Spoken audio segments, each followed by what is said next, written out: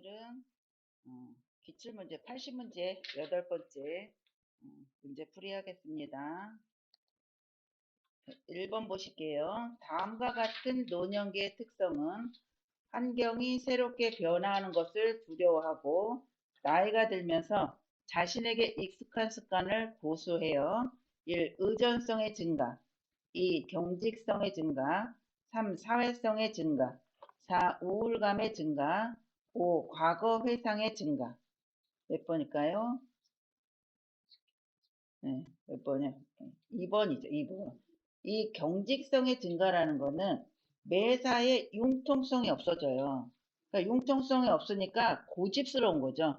그래서 새로운 변화를 싫어하고 도전적인 일을 꺼리는 경향을 보이는 거를 경직성의 증가다. 좀 뻣뻣해요. 2번 건강한 노화를 위한 방법으로 옳은 것은 1. 여가 활동을 점차 줄인다. 2. 뇌에 자극을 주는 활동을 한다. 3. 체면을 위해 애정 표현은 삼간다.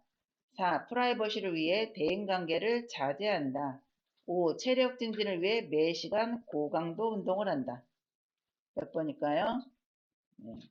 2번이죠. 그러니까 좋은 거 찾으면 돼요. 건강한 노화예요. 그런데 여가 활동을 줄여요.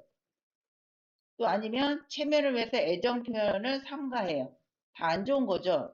또 프라이버시로 해서 대인관계를 자제한다든지 이렇게 운동이든 뭐든 고강도, 빠르게 뭐 이런 용어가 나오면 그거는 답이 아니에요. 그래서 뇌에 자극을 주는 활동을 한다든지 아니면 정기적으로 건강검진을 한다. 이것도 나와요, 시험에. 정기적으로 건강검진을 한다.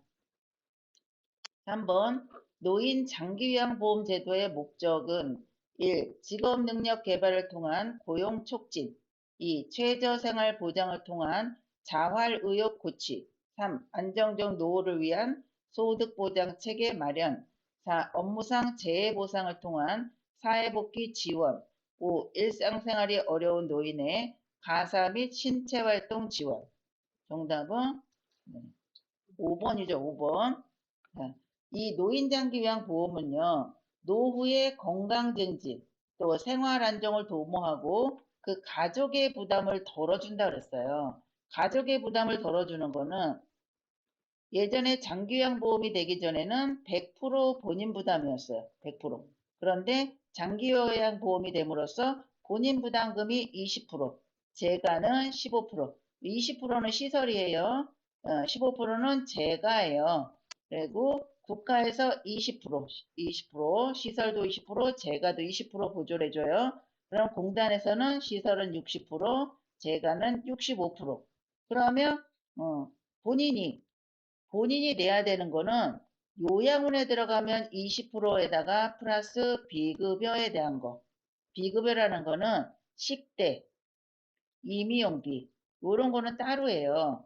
따로. 또 아니면 뭐 상급병실료 이런 거는 따로인데 나머지 80%또 재가는 85%를 나라에서 해주는 거잖아요. 그쵸? 그러니까 가족의 부담이 덜어지죠. 100% 내던 거를 이 비용만 내니까 굉장히 많이 덜어지는 거죠. 그러니까 국민의 삶의 질이 좋아져요, 안 좋아져요? 좋아지죠. 그래서 이 노인장기요양보험의 목적이에요, 그게. 그런데 일상생활이 어려운 노인은 65세 이상을 노인이라고 그래요. 그런데 이 사람들의 가사 및 신체활동 지원이에요. 가사는 뭐예요? 집에 가가지고 예를 들어서 제가 서비스를 받는데 식사 준비해주고 청소해주고 빨래해주는 거 그 가사 활동 해주는 거잖아요. 그것도 해주고 대상자가 뭐 세수하는데 잘 못해요. 그럼 세수 도움 이런 거 주는 거 목욕 도움 이런 거 주는 거를 신체 활동 지원이라고 그래요. 그래서 이게 장기요양보험은 일상생활이 어려운 노인의 가사 및 신체 활동을 지원해 준다.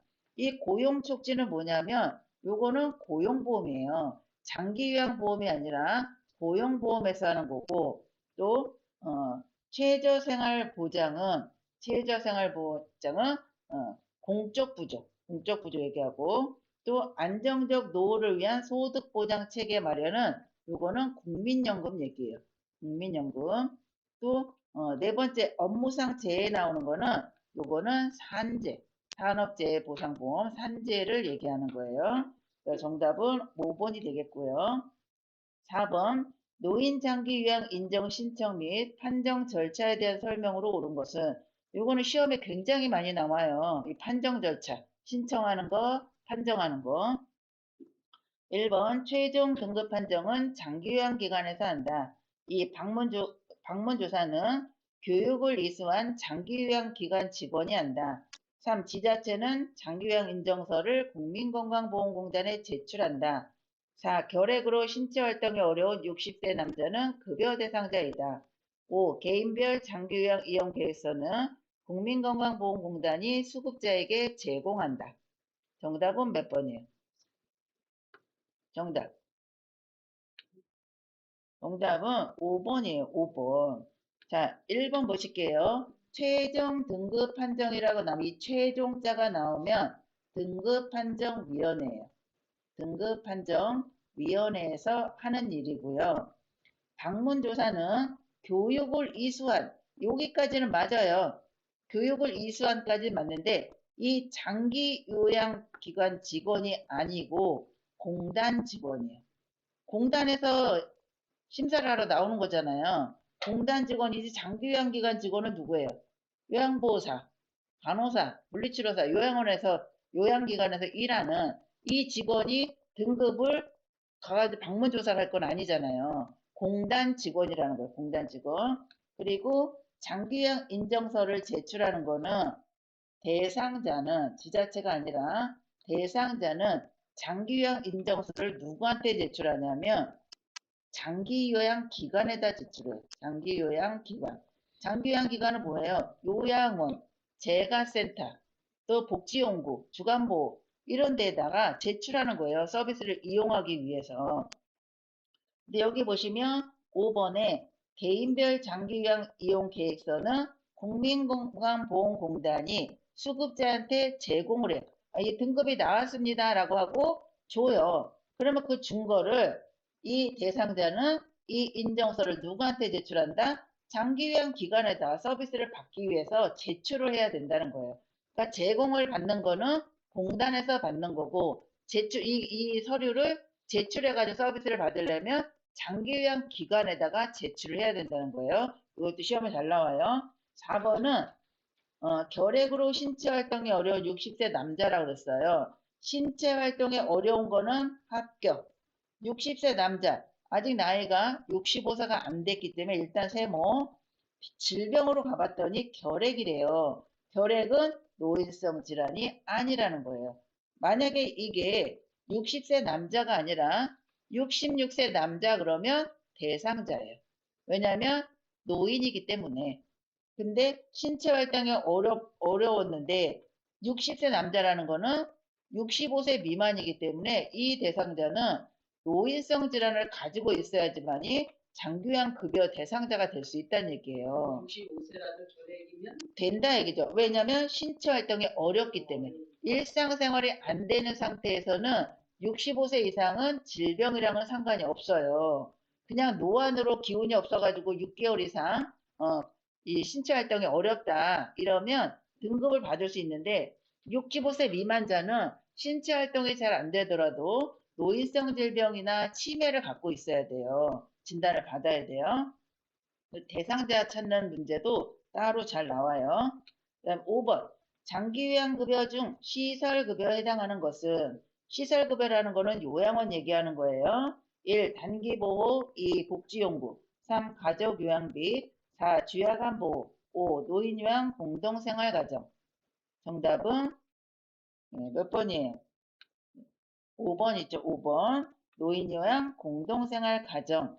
시설급여에는 노인요양 공동생활가정이랑 노인요양시설 이렇게 두 개로 구분이 돼요. 그래서 노인요양 공동생활가정은 가정과 같은 소규모를 얘기해요. 그래서 9인 미만 노인요양시설은 10명 이상의 시설을 노인요양시설이라고 해요. 두 개 다 시설급여에 해당되고 여기 단기보호, 복지용구, 주야간보호 이거는 재가예요, 재가.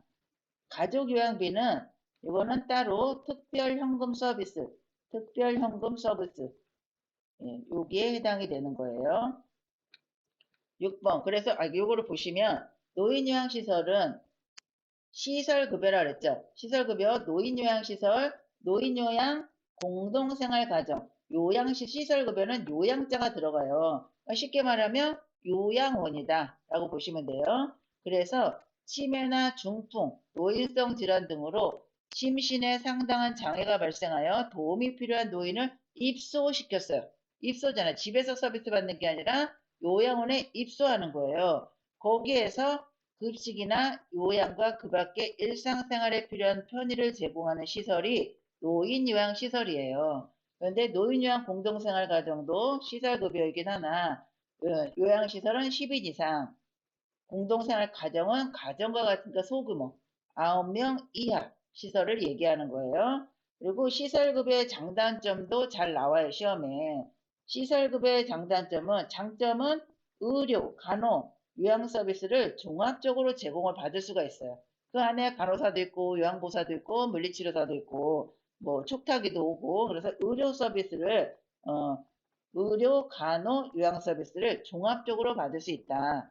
그런데 단점은 집에서 떨어져 나왔잖아요. 그래서 가족과 떨어져 지내기 때문에 소외되기가 쉽고 개인 중심의 생활이 어렵다. 그런데 이거는 재가로 보면 재가의 장점은 시설의 단점. 재가의 단점은 시설의 장점이에요. 서로 반대가 돼요. 6번 보실게요. 요양보호사가 관찰자 역할을 수행한 것은 1. 대상자의 입장에서 편들어준다. 2. 기관장에게 대상자 정보를 전달한다. 3. 지식과 기술로 대상자의 불편함을 경감한다. 4. 대상자의 맥박, 호흡 및 심리적 변화를 살핀다. 5. 대상자가 능력을 최대한 발휘하도록 지지한다. 정답은 몇 번일까요? 몇 번이요? 4번. 예, 4번이에요, 4번. 관찰한 거잖아요. 이거 지식과 기술 나오는 거는 요양보호사의 역할 중에서 숙련된 수발자의 역할이에요. 지식이랑 기술이 있으면 좀 숙련되잖아요. 수발을 늘어줄 때 숙련된 수발자의 역할이고 관찰자라는 거는 뭔가를 관찰한 거예요. 그래서 여기에서 보면 대상자의 맥박이나 호흡, 심리적인 변화를 살폈어요. 관찰한 거죠. 그렇죠? 1번은 대상자의 입장에서 편들어주는 거는 대상자의 입장에서 편들어주는 건 뭐예요? 옹호자의 역할이다. 옹호자. 그리고 이거 호흡이나 맥박 이거를 살핀 거를 시설장한테 보고를 했어요. 이런 정보를 전달을 했어요. 이거는 정보 전달자의 역할이다. 정보 전달자의 역할이에요. 또 5번은 대상자가 능력을 최대한 발휘하도록 지지를 해요. 이건 뭐예요? 잘한다 잘한다 해주는 거예요. 잘한다 잘한다 해주는 거는 뭐예요? 동기 유발자. 뭔가를 좀 하게끔 해주는 거를 동기 유발자의 역할이라고 그래요. 그래서 요양보호사의 역할, 요거 시험에 잘 나옵니다. 7번 노인장기요양보험 표준 서비스 중 정서지원 서비스를 제공한 것은 1. 목욕을 도왔다. 2. 외출 시 동행하였다. 3. 생활상담을 해주었다. 4. 체위를 변경해 주었다. 5. 화장실 이용을 도왔다. 정답은 몇 번일까요? 체위는 건 뭐예요? 체위는 자세를 몸의 위치, 신체의 위치를 이렇게 바꿔주는 거를 체위 변경이라 해서 욕창이 잘 안 생기게 해주는 거를 체위 변경이라고 얘기를 해요. 그래서 여기서 정서 지원은 뭐예요? 정답은 3번이에요. 3번. 정서 지원이라는 거는 말벗, 격려, 상담 요런 거 하는 거를 정서 지원 서비스에 말로 하는 거. 그래서 의사소통 도움도 정서 지원 서비스에 해당이 되고요. 또 편지를 대필해 줬어요. 편지를 대신 써줬어요. 이런 경우도 이 사람의 의사를 가족이 아니면 이 편지를 받은 사람이 전달을 받을 수가 있잖아요. 그래서 편지 대필도 정서 지원 서비스에 해당이 되고요. 목욕을 도우거나 체위를 변경하거나 화장실 이용을 돕는 거는 신체 지원 서비스예요. 몸하고 관련된 거. 그리고 외출 시 동행하는 거는 개인 활동 지원 서비스예요. 밖으로 나가는 거는 개인 활동 지원 서비스다라고 이야기를 해요. 8번 다음 사례는 시설 대상자의 권리 중 어떤 것에 위배되는가? 대상자가 매트리스가 푹 꺼져서 허리도 아프고 잠도 안 와. 이렇게 이야기를 했어요. 그랬더니 요양보호사가 어쩔 수 없어요. 여기는 모두 같은 매트리스를 사용하고 계시니 그냥 쓰세요. 라고 이야기를 했어요. 1. 신체 구속을 받지 않을 권리. 2. 사생활과 비밀 보장에 관한 권리. 3. 차별 및 노인학대를 받지 않을 권리. 4. 안락하고 안전한 생활환경을 제공받을 권리. 5. 자신의 재산과 소유물을 스스로 관리할 권리. 정답은 몇 번이에요? 네, 4번이죠.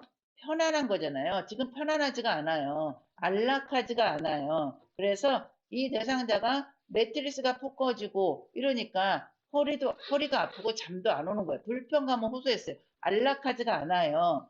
그쵸? 그래서 이분은 안락하고 안전한 생활환경을 제공받을 권리가 침해가 됐다라는 거예요.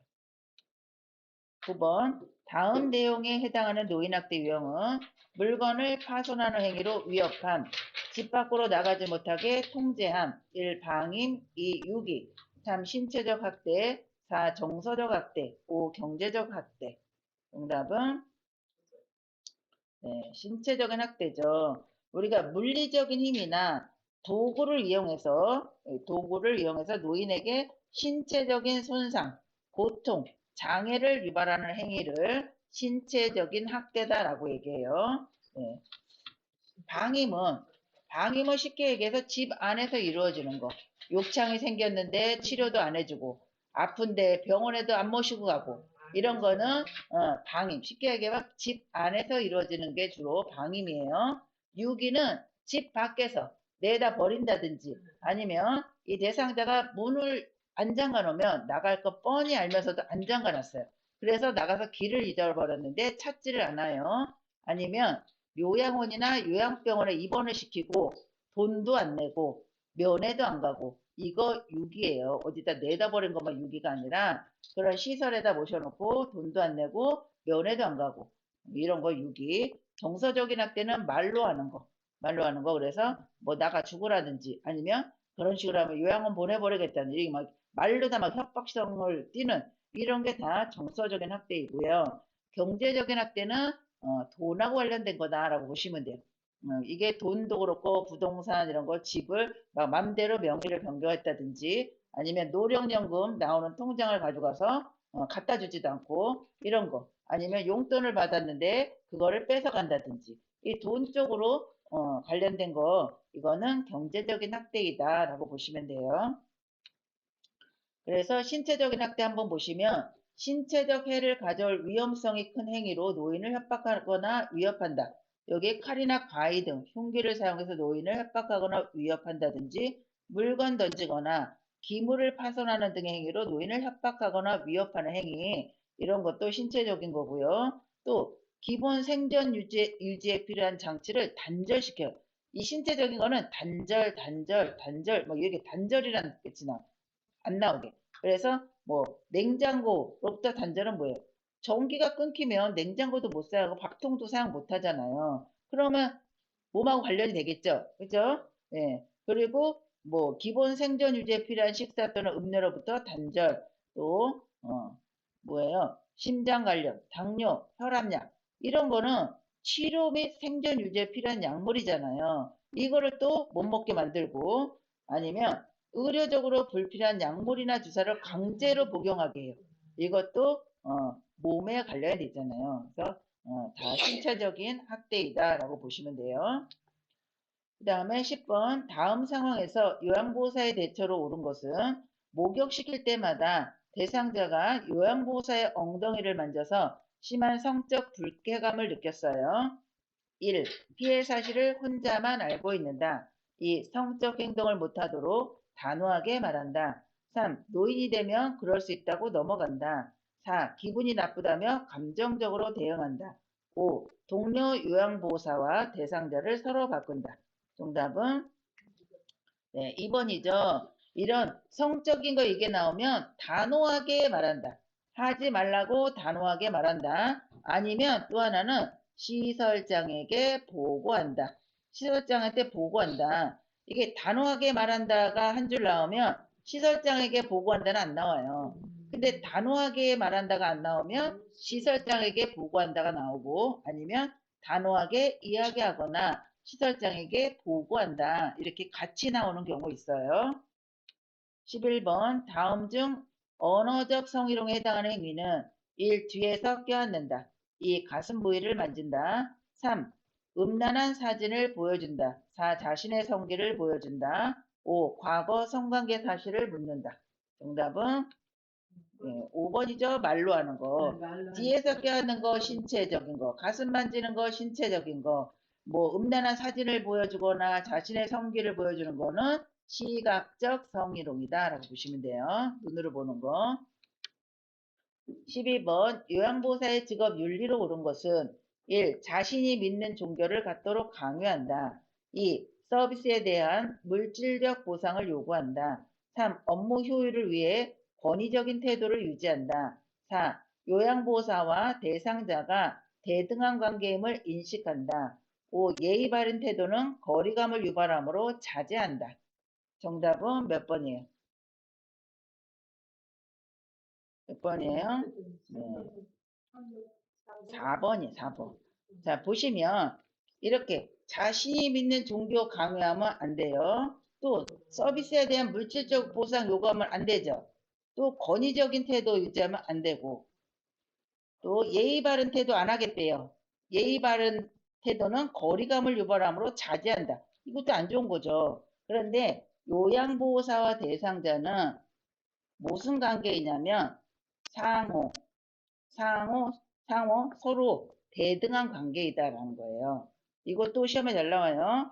요양보호사 대상자가 상호 대등한 관계이다. 아니면 이제 틀린 답으로 요양보호사와 대상자는 수직적인 관계이다. 이렇게 나와요. 그럼 그건 답이 틀리죠. 수직적이가 아니라 그럼 선생님들 수직적인 관계가 아니면 뭐예요? 라고 물어보면 수평적인 관계예요. 이렇게 답을 해요. 또 수평적인 거나 뭐 대등하게 비슷하긴 하지만 어쨌든 용어 자체는 상호 서로 대등한 관계이다라는 거예요. 13번 대상자 가족이 정해진 요양보호사 시간 외에 추가 서비스를 요청할 때 대처 방법은 1. 기관장에게 보고한다. 2. 다른 기관에 연계한다. 3. 고민해 보겠다고 말한다. 4. 친한 동료에게 부탁한다. 5. 가족의 요구를 들어준다. 정답은 몇 번이에요? 네, 1번이죠. 이게 추가 서비스를 요청하거나 뭔가 요구를 하고 아니면 대상자의 상처가 더 안 좋아진 것 같아요. 뭐 우리 아버지의 상태가 더 안 좋아진 것 같아요. 뭐 이런 식으로 이야기를 하면 거기다 대꾸를 하는 게 아니라 네, 기관장님한테 말씀드리겠습니다. 라고 보고를 해야 된다라는 거예요. 14번 요양보호사가 직업윤리를 준수한 사례는 1. 제공해야 할 서비스 내용을 사전에 확인한다. 2. 대상자의 미미한 변동사항은 보고를 생략한다. 3. 서비스를 제공하고 며칠 후에 한꺼번에 기록한다. 4. 업무 외 장소에서 대상자에 관한 이야기를 나눈다. 5. 요양보호사의 주관적 판단에 따라 업무를 수행한다. 정답은 1번이죠. 제공해야 할 서비스가 있다라면 그 내용을 사전에 확인하는 건 좋은 거죠. 그렇죠? 그런데 대상자의 미미한 변동사항이 있었는데 미미해요. 아주 약해요. 그거는 보고를 생략하면 안 되는 거예요. 무조건 보고를 해야 돼요. 대상자에 대한 거는 변동사항이 크거나 작거나 보고를 해야 되고요. 또 그 내용을 기록을 하려고 그러면 며칠 후에 한꺼번에 하는 게 아니라 즉시 기록을 해야 돼요. 왜냐면 잊어버릴 수도 있어요. 그거를 즉시 기록을 하고 또 업무의 장소에서 대상자에 관한 이야기를 하면 안 되겠죠. 이건 개인정보 유출이에요. 이것도. 그래서 안 된다는 거고요. 요양보호사의 주관적인 판단이라는 거는 이 주관적인 거는 요양보호사의 생각이 들어가는 거예요. 요양보호사의 생각이 들어가면 안 되고 주관적이 아니라 이건 안 되고 객관적이어야 된다는 거예요. 객관적. 누가 봐도 그 내용을 알 수 있고, 예. 그래서 요양보호사의 생각이 들어가면 안 된다라는 거예요. 15번 요양보호사가 지켜야 하는 행동규범은 1. 좋은 복지용구는 직접 판매한다. 2. 기관장의 지시는 선택하여 따른다. 3. 대상자의 사적 정보를 외부 기관과 공유한다. 4. 급한 경우 보고 없이 근무지를 비울 수 있다. 5. 서비스 제공과 관련된 기술을 지속적으로 습득한다. 정답은 5번이죠. 1번은 복지용구는 유인, 알선 안 돼요. 유인, 알선 안 돼요. 그리고 기관장의 지시는 다 따라야 되는 거예요. 선택해서 따르면 안 되고, 또 대상자의 사적 정보는 외부 기관과 공유하면 개인정보 유출이죠.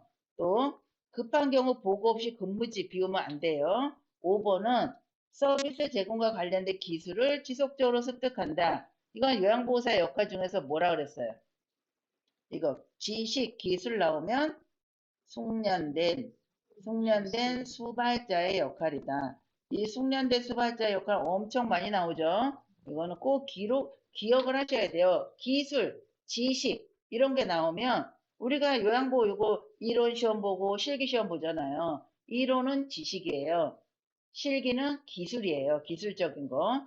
대상자를 옮길 때 어떻게 하고, 그렇죠. 그거는 기술이에요. 이 행동으로 하는 거. 휠체어를 끌고 갈 때 도로 턱으로 올라갈 때는 어떻게 하고, 이런 걸 배우잖아요. 그거는 기술적인 걸 배우는 거고, 이론적인 거 배우잖아요. 또, 임종 환자의 증상은 어떻고, 뭐, 나타나는 징후는 뭐고, 이거는 뭐 기술적인 게 없잖아요. 알아야 되는, 지식적인 거란 얘기예요. 그거를 잘 알면, 이 수발을 드는데 숙련되진다는 얘기예요. 그래서 숙련된 수발자의 역할이다 라고 보시면 돼요. 16번 요양보호사가 업무를 수행할 때 근골격계 질환 발생 위험이 적은 경우는 1. 무거운 물건을 드는 경우 2. 불편한 자세로 작업하는 경우 3. 반복적으로 같은 동작을 하는 경우 4. 어두운 조명에서 야간 작업을 하는 경우 5. 미끄럽지 않고 평평한 바닥에서 작업하는 경우. 어떤 경우가 질환 발생 위험이 가장 적어요? 정답은 5번이죠. 5번. 미끄럽지 않고 평평한 바닥에서 작업하면 안 다치잖아요. 그쵸? 근데 나머지 4개는 다칠 수가 있어요. 무거운 물건 들다 보면 삐끗할 수 있고 또 불편한 자세로 작업해도 다칠 수 있고요. 반복적으로 같은 동작을 하는 경우 이걸 뭐라 그래요? 우리가 직업병 걸린다 그래요. 직업병. 그쵸? 또 어두운 조명에서 야간 작업을 하면 잘 안 보이니까 다칠 수 있다라는 거예요. 정답 5번이에요. 17번 오음에 감염된 대상자를 돕는 방법으로 옳은 것은 1. 공용 혈압계를 사용한다. 2. 맨손으로 가려운 곳을 긁어준다. 3. 증상이 있는 부위에만 약을 바른다. 4. 대상자가 사용한 침구류를 다른 대상자의 물품과 함께 세탁한다. 5. 대상자와 접촉한 사람은 증상 유무와 상관없이 함께 동시에 치료한다.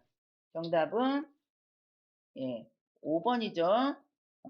대상자와 접촉한 사람은 다른 질병들은 증상이 있어야 치료를 해요. 예를 들어 감기 걸렸는데 콧물이 나오면 콧물 나오느냐. 그죠?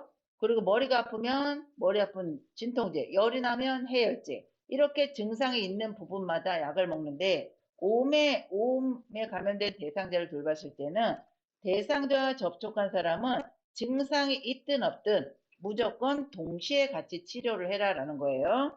그리고 세탁이 어려운 거는 3일간 햇볕을 쬐고 널어놔요. 그것도 안 된다? 그러면 다리미로 다린 후에 세탁을 해야 되고요.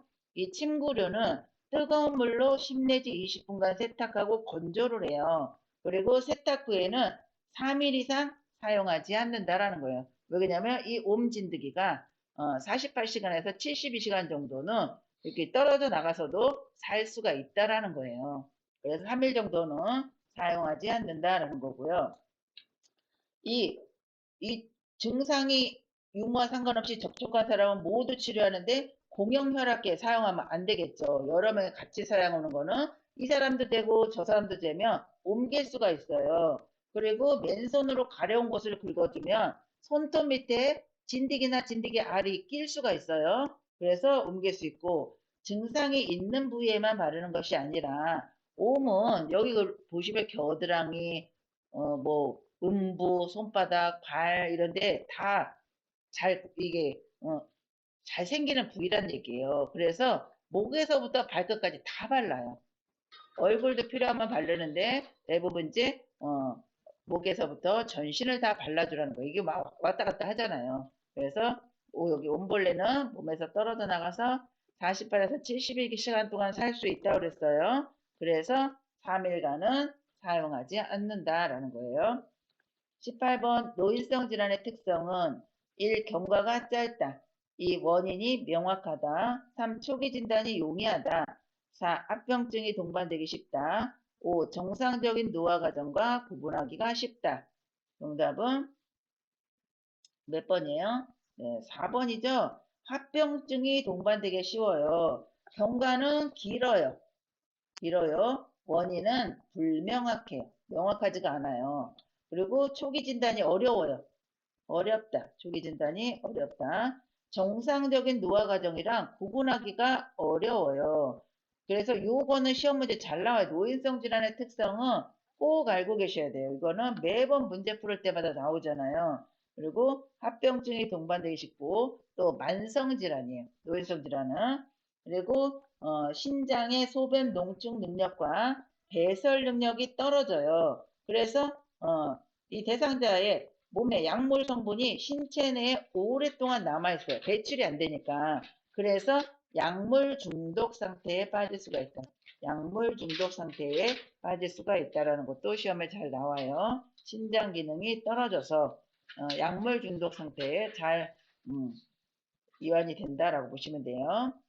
19번 대상자에게 변비를 일으킬 수 있는 요인으로 옳은 것은 1. 수분 섭취 증가 2. 신체 활동 증가 3. 복부 근력 강화 4. 마약성 진통제 복용 5. 규칙적인 배변 습관 정답은 4번이죠. 마약성 진통제는 변비를 유발해요. 근데 변비를 유발하는 약물은 항암제, 마약성 진통제, 제산제 뭐 속쓰리고 그러면 이제 먹는 거 있잖아요. 제산제. 그것도 변비를 유발을 시킨다라는 거예요.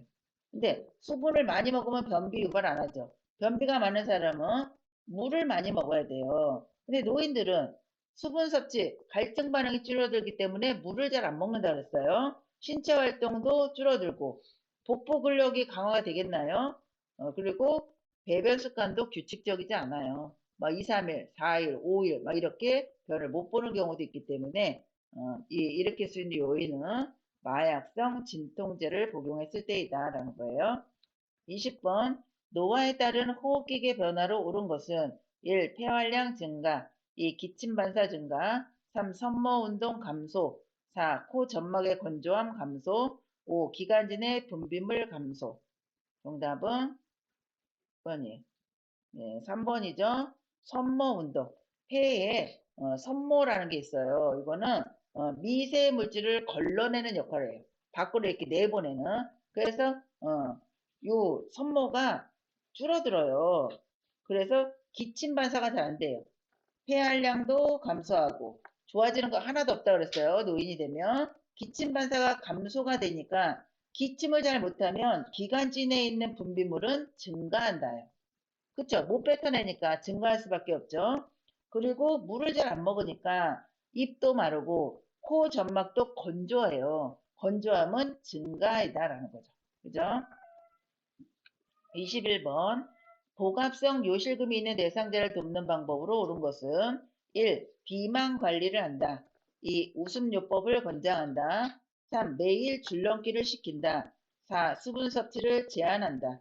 5. 식이섬유가 적은 음식을 제공한다. 정답은 몇 번이에요? 몇 번이에요? 몇 번? 예, 1번이에요. 1번.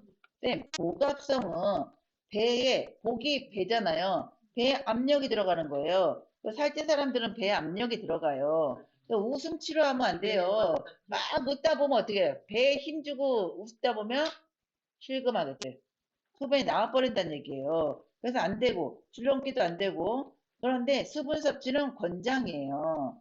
요실금 환자들 수분 섭취를 권장을 해서 여기 보시면 골반 근육 강화 운동을 해야 되고 충분한 수분 섭취를 해서 방광의 기능을 유지해야 된다 그랬어요. 그래서 물을 많이 먹어야 돼요. 제한은 안 되는 거고 그리고 변비를 예방을 해야 돼요. 변비가 있으면 어떻게 해요? 힘주다 보면 변은 안 나오고 소변만 나오겠죠. 그죠? 그래서 식이섬유가 적은이 아니라 많은 음식을 줘야 돼요. 많은 거. 그래서 식이섬유는 식이섬유소가 풍부한 과일이나 채소 이거를 많이 섭취하면 변비를 예방할 수 있고요. 또 물을 많이 먹으면 변비가 예방이 돼요. 그래서 비만은 복부 내 압력을 증가시켜서 복압성 요실금을 유발하기 때문에 체중을 조절을 해야 된다. 그게 비만 관리를 한다죠. 그죠? 22번 수정체가 혼탁해져 빛이 들어가지 못하고 사물이 뿌옇게 보이는 질환. 1번 결막염, 2 녹내장, 3 백내장, 4 망막염, 5 안구 건조증. 몇 번일까요? 백내장. 백내장은 수정체가 혼탁해서 빛이 못 들어가요. 그러니까 눈에 눈동자에 백태가 끼는 거예요. 근데 통증은 없어요. 통증은 없는데 시력이 점차 떨어진다는 거죠. 백내장. 백내장 나오면 뭘 기억하라 그랬어요? 백수건달. 백내장은 수정체, 녹내장은 안압. 그래서 압이 올라가니까 녹내장은 통증이 있어요. 근데 백내장은 통증이 없다라는 거예요. 23번 뇌졸중에 대한 설명으로 옳은 것은 1. 도파민의 부족으로 발생한다. 2. 잔해가 손상되면 좌측마비가 발생한다. 3. 측두엽이 손상되면 술 취한 사람처럼 비틀거린다. 4. 안정시 떨림, 무표정한 얼굴이 특징적으로 나타난다. 5. 뇌로 혈액을 공급하는 혈관이 막히거나 터져서 발생한다. 정답은 5번이죠. 자, 도파민 부족, 안정시 떨림, 요거는 뭐에 대한 거다? 파킨슨이에요. 파킨슨에 대한 내용이고 좌뇌가 손상이 되면요. 반대쪽 우측이 마비가 돼요. 머리 왼쪽 오른쪽 그리고 목이 있죠. 뇌신경은 목에서 반대쪽으로 교차가 돼요. 왼쪽 뇌에 문제가 있으면 오른쪽이 마비이다. 오른쪽에 문제가 있으면 왼쪽 뇌에 마비가 있다고 말씀드렸어요. 네. 그리고 이렇게 술 취한 사람처럼 비틀거리는 거는 측두엽, 옆에 쪽의 손상이 아니라 소뇌 쪽의 손상을 받으면 소뇌는 균형 감각을 담당을 해요. 그러니까 균형을 못 잡는 거예요. 소뇌 쪽에 문제가 있으면. 뇌졸중은 뇌경색이나 뇌출혈을 뇌졸중이라고 이야기를 해요. 그래서 혈관이 막히는 거는 뇌경색, 터진 거는 뇌출혈 이렇게 얘기를 하는 거죠. 뇌졸중 환자는 대부분 반신마비가 와요. 또 시야장애도 오고 언어장애는 왼쪽 뇌에 문제가 있으면 왼쪽 뇌에 언어중추가 있어요. 그래서 왼쪽 뇌를 물어볼 때는 말이 어눌하다. 이 답이 나오고 오른쪽 뇌에 문제가 있다라고 물어보는 거는 반대쪽 왼쪽에 마비가 오는 거를 물어본다 그랬어요. 네, 그래서 이 뇌졸중 환자들은 삼킴장애, 한쪽이 마비가 되니까 얼굴도 마비가 돼요. 그러면 목구멍도 마비가 되고 혀도 마비가 오겠죠. 그래서 삼킴장애가 올 수가 있고 인지장애도 있어요. 그래서 장기적인 돌봄이 필요하다라는 거죠. 24번 당뇨병 대상자의 발관리 방법으로 옳은 것이에요. 1. 발톱은 일자로 자른다. 2. 꼭 끼는 신발을 신는다. 3. 양말을 벗고 맨발로 다닌다. 4. 발을 씻은 후에 물기는 남겨둔다. 5. 발에 열패드를 대어줘 보온한다. 정답은 몇 번이에요? 네, 일자죠? 발톱은 일자로 자른다. 일자로 잘라야 돼요. 동그랗게 자르면 이렇게 파고들 수가 있어요. 발톱이. 그래서 안 되고 신발도 꼭 끼는 신발 신으면 상처 날 수 있어요. 눌려서. 양말을 벗고 맨발로 다니면 상처가 나겠죠. 당뇨 환자들은 발에 상처 생기면 큰일 나요. 특히나 찔리는 상처는 이게 잘 골마요. 그러다 보면 잘못하면 이제 다리를 잘라야 되는 이런 상황까지도 벌어질 수 있어요. 그래서 당뇨 환자들은 양말 꼭 신어야 되고 샌들보다는 운동화가 좋다는 거예요. 막힌 거. 예, 그리고 발을 씻은 후에 물기를 남겨두면 어떻게 돼요? 습하죠. 습진 같은 거 생길 수 있기 때문에 그것이 또 상처가 될 수 있고요. 발에 열패들을 대주면 이 당뇨 대상자들은요, 감각이 떨어져요. 뜨거운 거, 차가운 거 잘 못 느낄 수가 있어요. 덜 느껴요, 다른 사람보다. 그래서 이런 열패들을 대어주면요, 감각이 떨어지니까 화상을 입을 수가 있어요. 예, 그래서 저희 어르신 중에서 외출을 나가셨는데 손주가 그 이제 솜난로를 주머니에 넣어준 거예요. 그래가지고 외출 갔다 왔는데 옷을 벗겼는데 배에 물집이 잡힌 거예요. 그래서 그거를 못 느끼는 거예요. 그래서 지금 뭐 한 달 넘게 병원을 다니고 있어요. 그 화상 때문에. 당뇨 환자들은 또 빨리 안 나잖아요, 상처가. 네. 그다음에 25번 노인에게 영양 문제가 발생하는 요인으로 오른 것은 1. 칼슘 흡수력 증가 2. 소화액 분비 증가 3. 삼키는 능력 증가 4. 구강 건조증 감소 5. 갈증에 대한 반응 저하 예, 몇 번일까요? 5번이죠. 아까 말씀드렸죠. 노인들은 갈증 반응이 떨어져요. 그래서 물을 잘 안 먹는다 그랬어요. 그러니까 어떻게 돼요? 구강의 건조증은 증가. 삼키는 능력이 떨어지죠. 노인분들. 그래서 연화곤란 생기잖아요. 연화곤란은 삼키기가 힘든 상태. 그러니까 사례가 걸리니까 잘 못 먹어요. 그러다 보니까 영양이 부족한 거죠. 소화액도 떨어지고. 칼슘 흡수력이 감소가 되니까 뭐가 잘 생겨요? 골다공증. 골다공증 환자들은 뭘 먹어요? 칼슘제. 칼슘제를 먹잖아요. 비타민 D. 그쵸? 그래서 칼슘 흡수력은 증가가 아니라 떨어진다라고 보시면 돼요. 26번 노인이 운동을 기피하는 요인으로 오른 것은 1. 낙상에 대한 두려움이 있다. 2. 자극에 대한 반응이 빠르다. 3. 관절의 가동 범위가 증가한다. 4. 폐 조직의 탄력성이 증가한다. 5. 심장 근육의 수축력이 강해진다. 정답은 1번이죠. 나머지 것들은 다 틀리는 거예요. 자극에 대해서 노인분들이 빠르겠어요? 반응이 느려지죠. 관절의 가동 범위가 증가하는 게 아니죠. 점점 줄어들죠. 또 폐조직의 탄력성이 증가하면 좋은 거죠. 탄력성도 떨어지고 심장 근육의 수축력도 떨어지고 다 안 좋아진다라고 보시면 돼요. 그래서 운동을 기피하는 거는 넘어질까봐. 예, 그래서 우리가 낙상이라는 거는 침대에서 떨어지는 것도 낙상이고 길 가다 넘어지는 것도 낙상이라고 그랬어요. 그래서 낙상에 대한 두려움 때문에 노인분들이 운동을 기피를 한다라고 보시면 돼요. 27번 철분제 복용을 돕는 방법으로 옳은 것은 1. 녹차에 타서 복용하게 한다. 2. 오렌지 주스와 함께 복용하게 한다. 3. 어지러움증이 있을 때마다 복용하게 한다. 4. 코팅된 약을 삼키기 힘들 때는 쪼개서 복용하게 한다. 5. 복용을 잊은 경우 2회 용량을 한꺼번에 복용하게 한다. 정답은 몇 번이에요?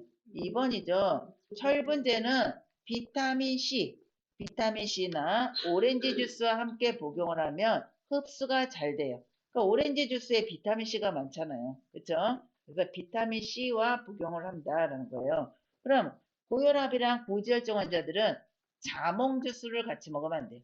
그러면 부작용이 생긴다. 그래서 이 철분제 뭐랑 복용해야 되냐? 아니면 고혈압 당뇨 환자는 뭐랑 같이 먹으면 안 되냐? 이게 시험에 잘 나와요. 둘 중에 하나가. 그래서 철분제는 비타민 C 오렌지 주스. 있으니까. 예. 그리고 이 고혈압이랑 고지혈증 환자는 자몽 주스랑 같이 먹으면 부작용이 생길 수 있다. 그거는 피해야 된다라는 거예요. 네. 28번 숙면을 돕는 방법으로 옳은 것은 1. 오후에 카페인 음료를 준다. 2. 잠이 올 때까지 텔레비전을 보게 한다. 3. 밤잠이 부족한 경우 낮잠을 자게 한다. 4. 매일 일정한 시간에 잠자리에 들게 한다. 5. 잠자기 직전에 과격한 운동을 하게 한다. 정답은 4번이죠. 매일 일정한 시간에 잠자리에 들게 해요. 노인들은요, 수면 문제가 있어요. 수면 중에 자주 깨고, 그러다 보니까 수면량이 줄어들겠죠.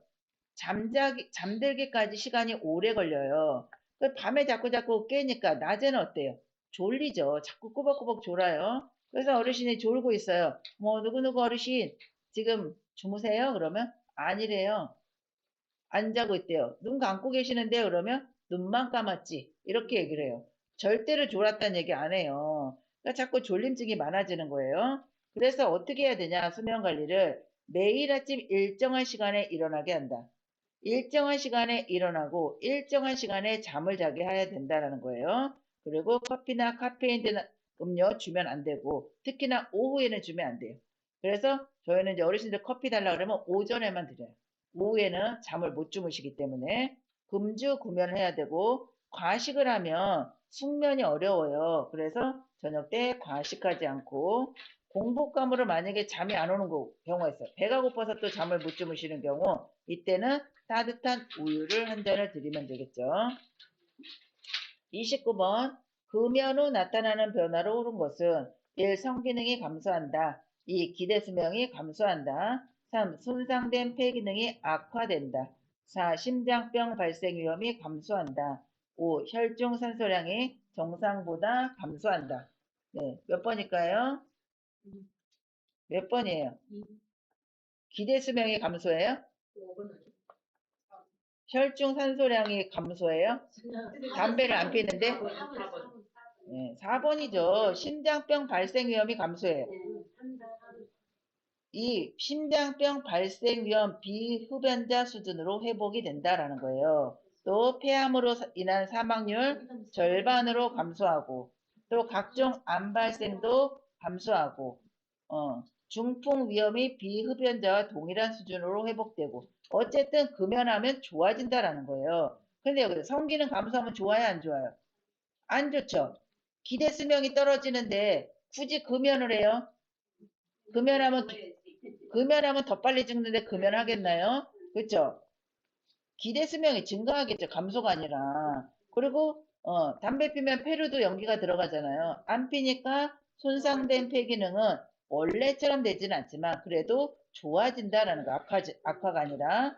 그리고 담배를 피면 이산화탄소도 막 들어가잖아요. 근데 담배를 안 피니까 혈중에 있는 산소량이 정상보다 증가하겠죠. 그렇죠?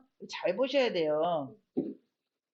30번 노인이 10년마다 추가로 받아야 하는 예방접종은 1. 결핵, 2. 홍역, 3. 폐렴구균, 4. 디프테리아, 5. 인플루엔자. 정답은 10년마다 뭐 하라고 그랬어요? 예방접종? 네, 파티를 하라고 그랬죠? 파상풍, 디프테리아. 그래서 우리가 독감은 65세 이상 되면 매년 1회 맞아요. 매년.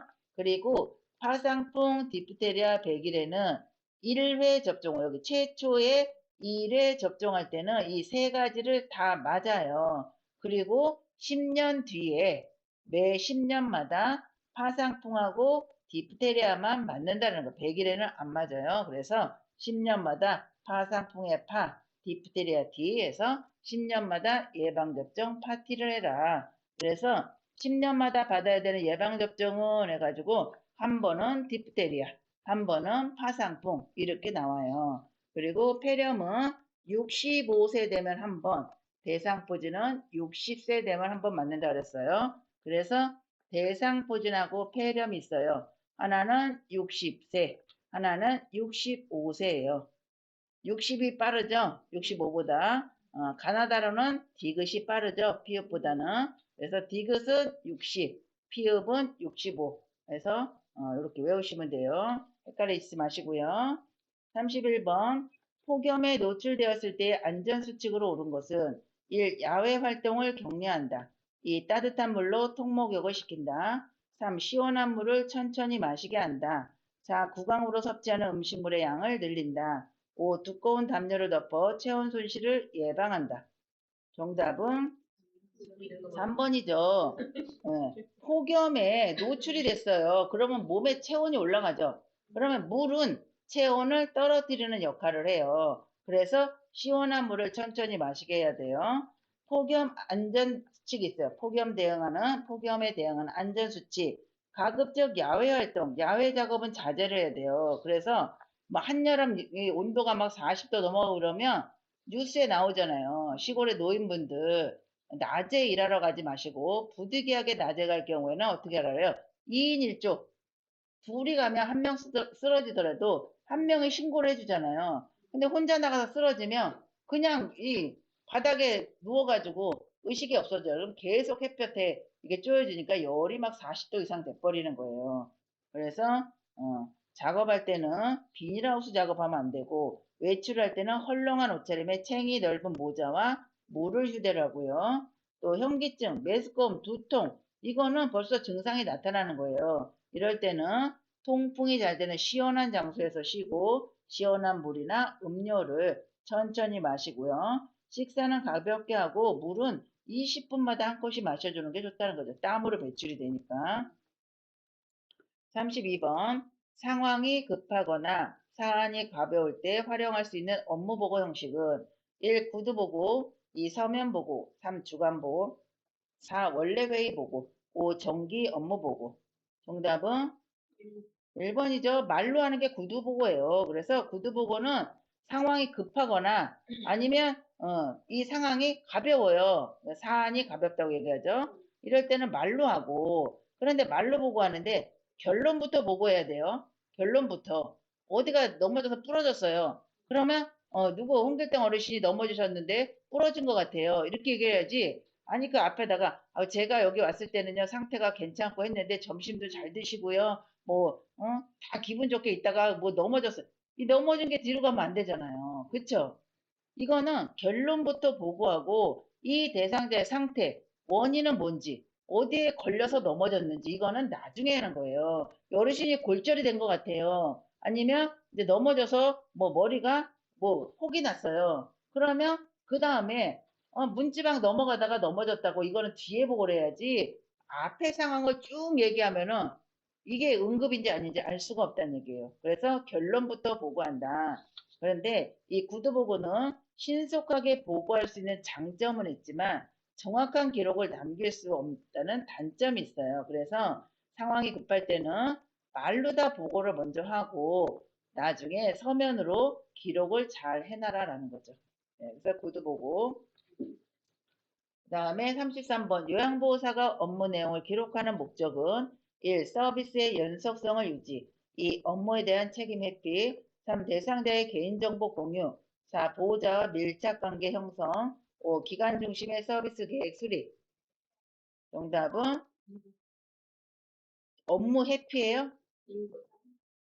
1번이죠. 1번. 서비스에 대한 연속성을 유지하기 위해서 예를 들어서 A라는 요양보호사가 일을 하고 그만뒀어요. B 요양보호사가 왔어요. 그러면 기록을 다 해놓으면 이 대상자에 대한 내용을 쭉 읽을 거 아니에요. 그럼 어느 정도 업무 파악이 되겠죠. 그래서 이 서비스가 이어져서 될 수가 있어요. 근데 기록을 안 해놓으면 보고조사부터 다시 해야 돼요. 새로 오신 분은. 그쵸? 네. 업무에 대한 책임 회피 아니에요. 기록하는 거는. 예, 대상자의 개인정보를 공유하기 위한 것도 아니고. 예, 그리고 서비스 계획 수립은 대상자 중심이에요. 대상자. 34번. 임종이 가까운 대상자에게 나타나는 신체적인 변화는 1. 호흡이 규칙적이다. 2. 소변량이 감소한다. 3. 사지가 따뜻해진다. 4. 근긴장도가 증가한다. 5. 잠자는 시간이 줄어든다. 정답은 몇 번이에요? 예, 2번이죠. 소변량이 감소해요. 임종이 가까운 대상자는 뭘 못 먹어요.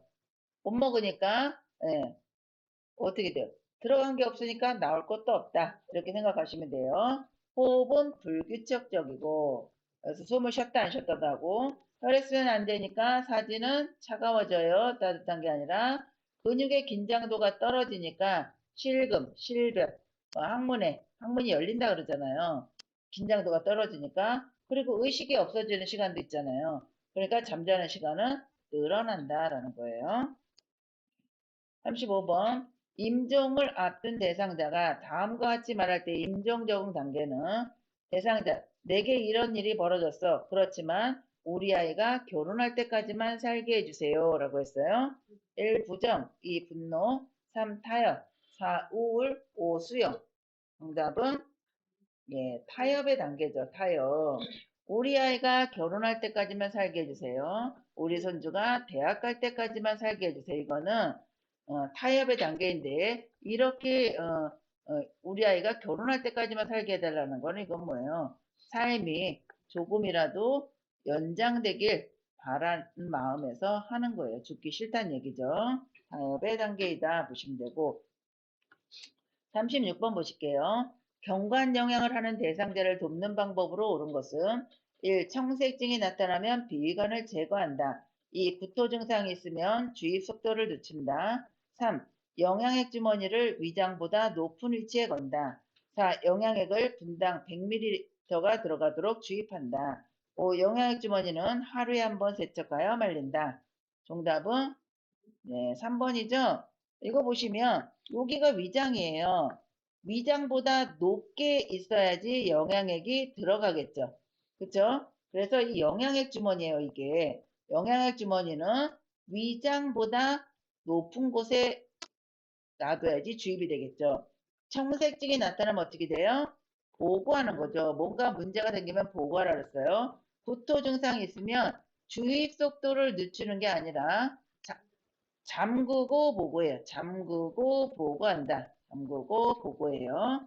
그리고 영양액은 분당 100ml가 아니라 50ml가 들어가도록 주입을 해야 돼요. 그래서 이 주사기가 50ml, 50cc 주사기예요. 그러니까 이 주사기 정도만큼만 1분에 들어가야 된다는 거예요. 왜냐면 빨리 들어가게 되면 설사를 해요. 설사. 네, 설사. 그래서 영양액 주머니는 하루에 한 번 세척하는 게 아니라 매번 줄 때마다 세척을 해야 된다는 거. 세척해서 말려야 돼요. 37번 누워있는 왼쪽 편마비 대상자의 식사를 돕는 방법으로 옳은 것은 1. 식사 도중에 맛이 어떤지 물어본다. 2. 오른쪽을 베개나 쿠션으로 지지해준다. 3. 왼쪽 입에 빨대를 고정시켜 국물을 제공한다. 4. 음식을 반 정도 삼키면 다음 음식을 넣어준다. 5. 오른쪽을 밑으로 하여 옆으로 놓은 자세를 취하게 한다. 정답은 네, 5번이죠. 자, 이 그림 보실게요. 왼쪽이 마비예요. 요분이 이쪽이 불편해요. 그러면 건강한 오른쪽으로 누워야 돼요. 고개도 오른쪽을 쳐다봐야 돼요. 그러면 오른쪽으로 돌려놓으면 쿠션은 왼쪽에다 대죠. 왼쪽에. 불편한 쪽에 내줘야 되는 거예요. 이거는 왼쪽. 그리고 식사 도중에 맛이 어떤지 물어보지 말라 그랬어요. 식사할 때는 말 시키지 말고 TV 끄고 옆에서 떠들지도 말라고 그랬어요. 쳐다보다 살에 걸려요. 그리고 왼쪽이 마비니까 빨대는 오른쪽, 건강한 오른쪽에다가 내줘야 돼요. 오른쪽에 내줘야 되고 음식은 반 정도 삼키는 게 아니라 다 삼키면 다음 음식을 넣어줘요. 다 삼키면. 정답은 오른쪽을 밑으로 하여 옆으로 누운 자세를 취하게 한다예요. 요거 37번 요 문제도 시험에 아주 잘 나와요. 아주 단골 손님, 단골. 38번 약물의 성분과 효과가 유지되도록 보관하는 방법으로 옳은 것은 1. 귀약은 냉동고에 보관한다. 알약은 건조한 곳에 보관한다. 3. 안약은 햇볕이 잘 드는 곳에 보관한다. 4. 가루약은 물약에 녹여 서늘한 곳에 보관한다. 5. 갈색병에 들어있는 물약은 직사광선이 드는 곳에 보관한다.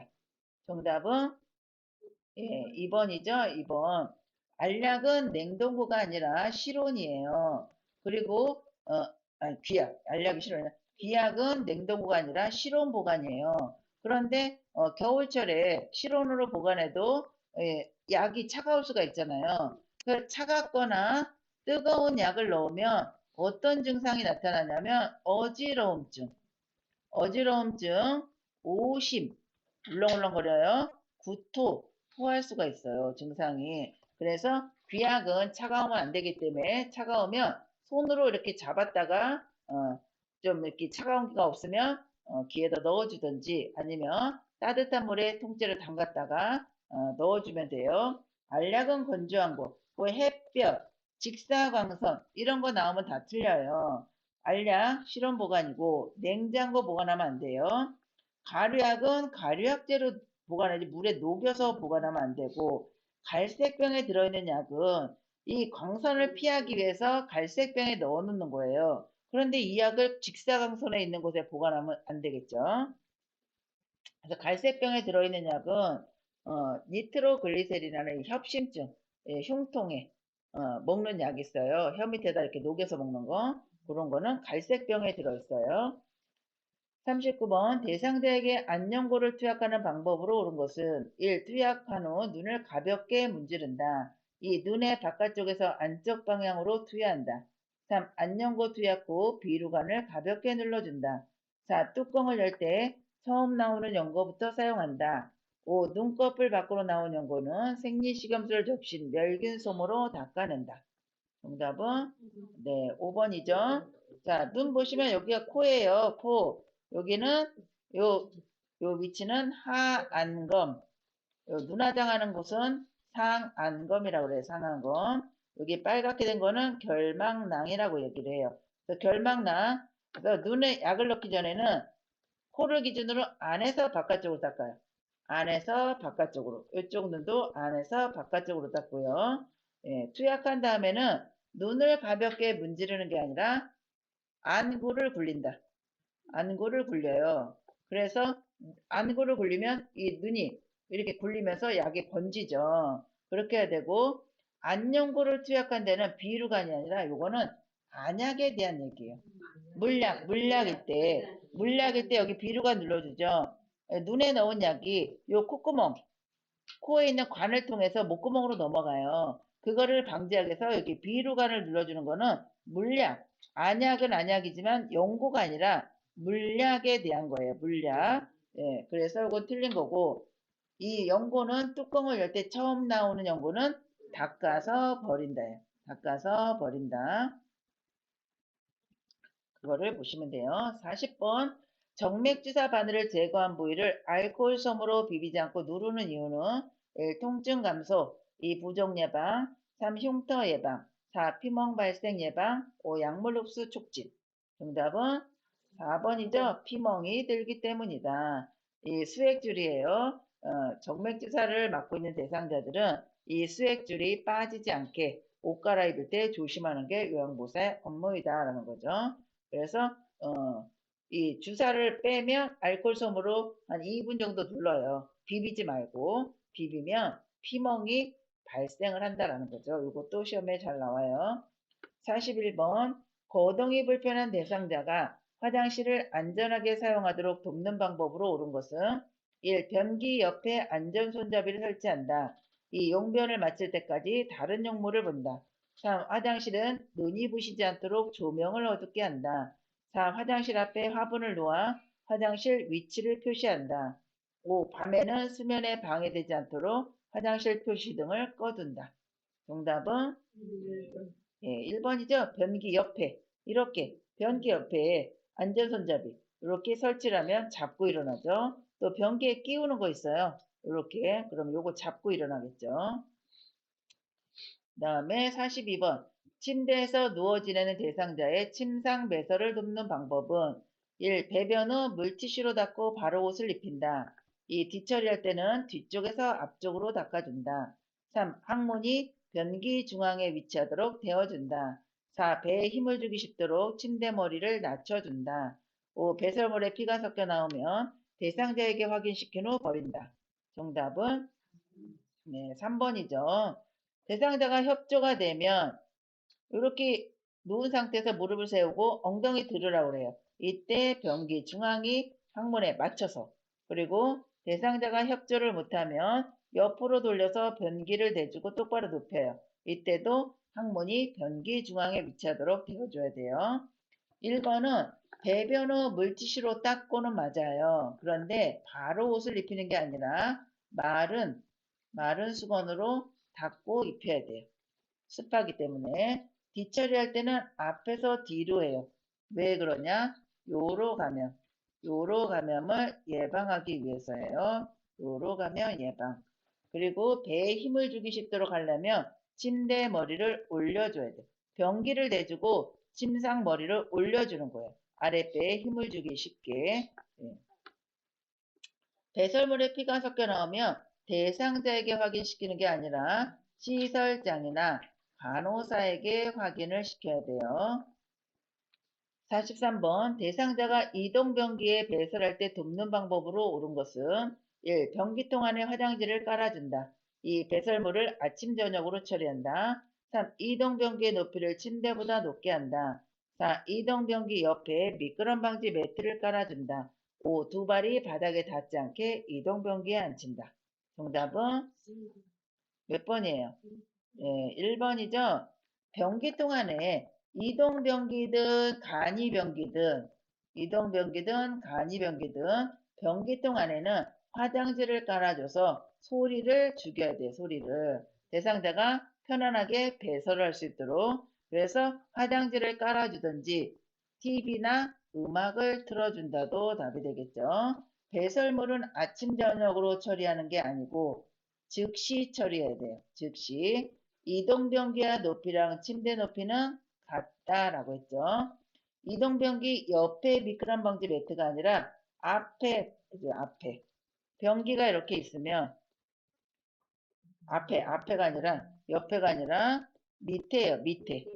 밑에 깔아줘야 돼요. 밑에. 왜 밑에 깔아줘야 되냐면 이 변기에 앉았을 때 이 변기가 흔들리지 않게 하려면 밑에 깔아줘야 돼요. 변기 밑에. 그리고 두 발은 바닥에 닿아야 돼요. 발바닥이 나오면 무조건 발바닥은 바닥에 닿아야 된다라는 거예요. 그러니까 변기에 앉았을 때 무릎이 90도 되게 해서 발바닥이 바닥에 닿아야 된다라는 거예요. 44번 유치도녀관을 삽입하고 있는 대상자를 돕는 방법으로 옳은 것은 1번 소변 주머니는 허리보다 높은 위치에 둔다. 2. 금기사항이 없으면 수분 섭취를 권장한다. 3. 소변이 밖으로 새는 경우 유치도녀관을 제거한다. 4. 유치도녀관이 방광에 고정되어 있는지 당겨서 확인한다. 5. 유치도녀관을 유지하고 있는 동안에는 움직임을 제한한다. 정답은 몇 번이에요? 네, 2번. 이 유치도정을 하고 있는 사람은 금기사항이 아니면 수분 섭취를 권장을 해야 돼요. 뭐 때문에 그러냐면 이 감염 예방 때문에 감염. 방광에 소변이 많이 생겨가지고 쫙 나가줘야 돼요. 그래서 금기사항이 없으면 수분 섭취를 권장을 해야 돼요. 소변 주머니의 위치는 허리보다 아래에 있어야 돼요. 아래. 높은 위치가 아니라 낮은 위치에 있어야 되고요. 소변이 밖으로 새요. 그러면 유치도정관을 제거가 아니라 보고를 해야 되고 요거 있죠. 유치도정관을 끼면 여기 물방울을 만들어놔요. 요거 빠지지 말라고. 그런데 이걸 자꾸 잡아당기면 요도가 손상을 입어서 출혈이 돼요. 출혈. 그래서 당겨보면 안 되는 거고 유치도정관을 유지하고 있는 동안에는 침상 위에서도 움직임이 가능하고 이렇게 거동도 가능하다라고 설명한다라고 나와 있어요. 45번 기저귀를 사용하는 대상자를 돕는 방법으로 옳은 것은 1. 기저귀를 하루에 3번 교환한다. 2. 둔부에 발적이 있으면 연고를 발라준다. 3. 오염된 기저귀는 바깥면이 보이도록 말아서 버린다.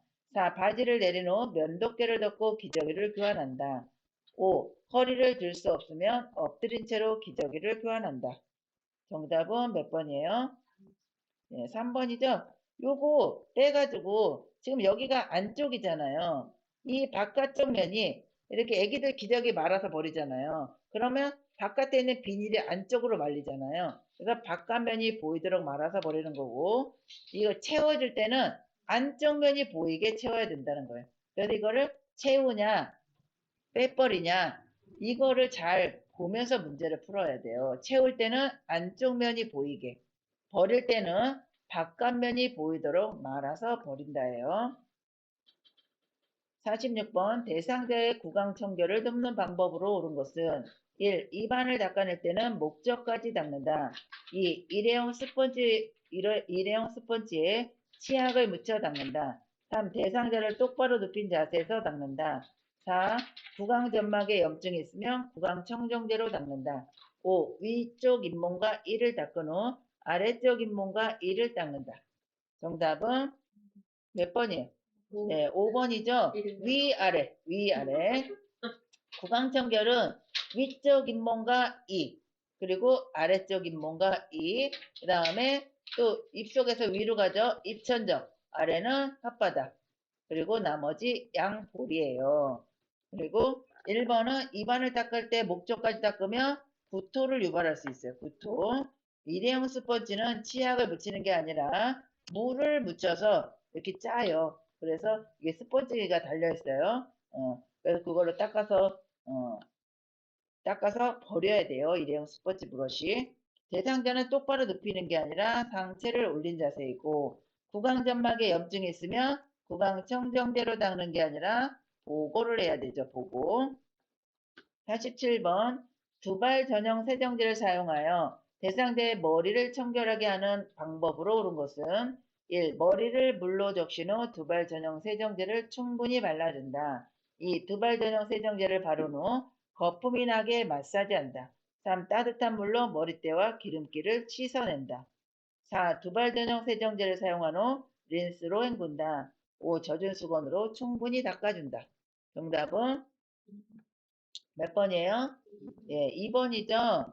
이 두발 전용 세정제는 머리에다가 직접 이거를 이렇게 묻혀요. 그래서 손톱이 아닌 손가락 끝으로 거품나게 마사지한 후에 마른 수건으로 닦는 거예요. 그래서 물자 들어가면 다 틀리는 거예요.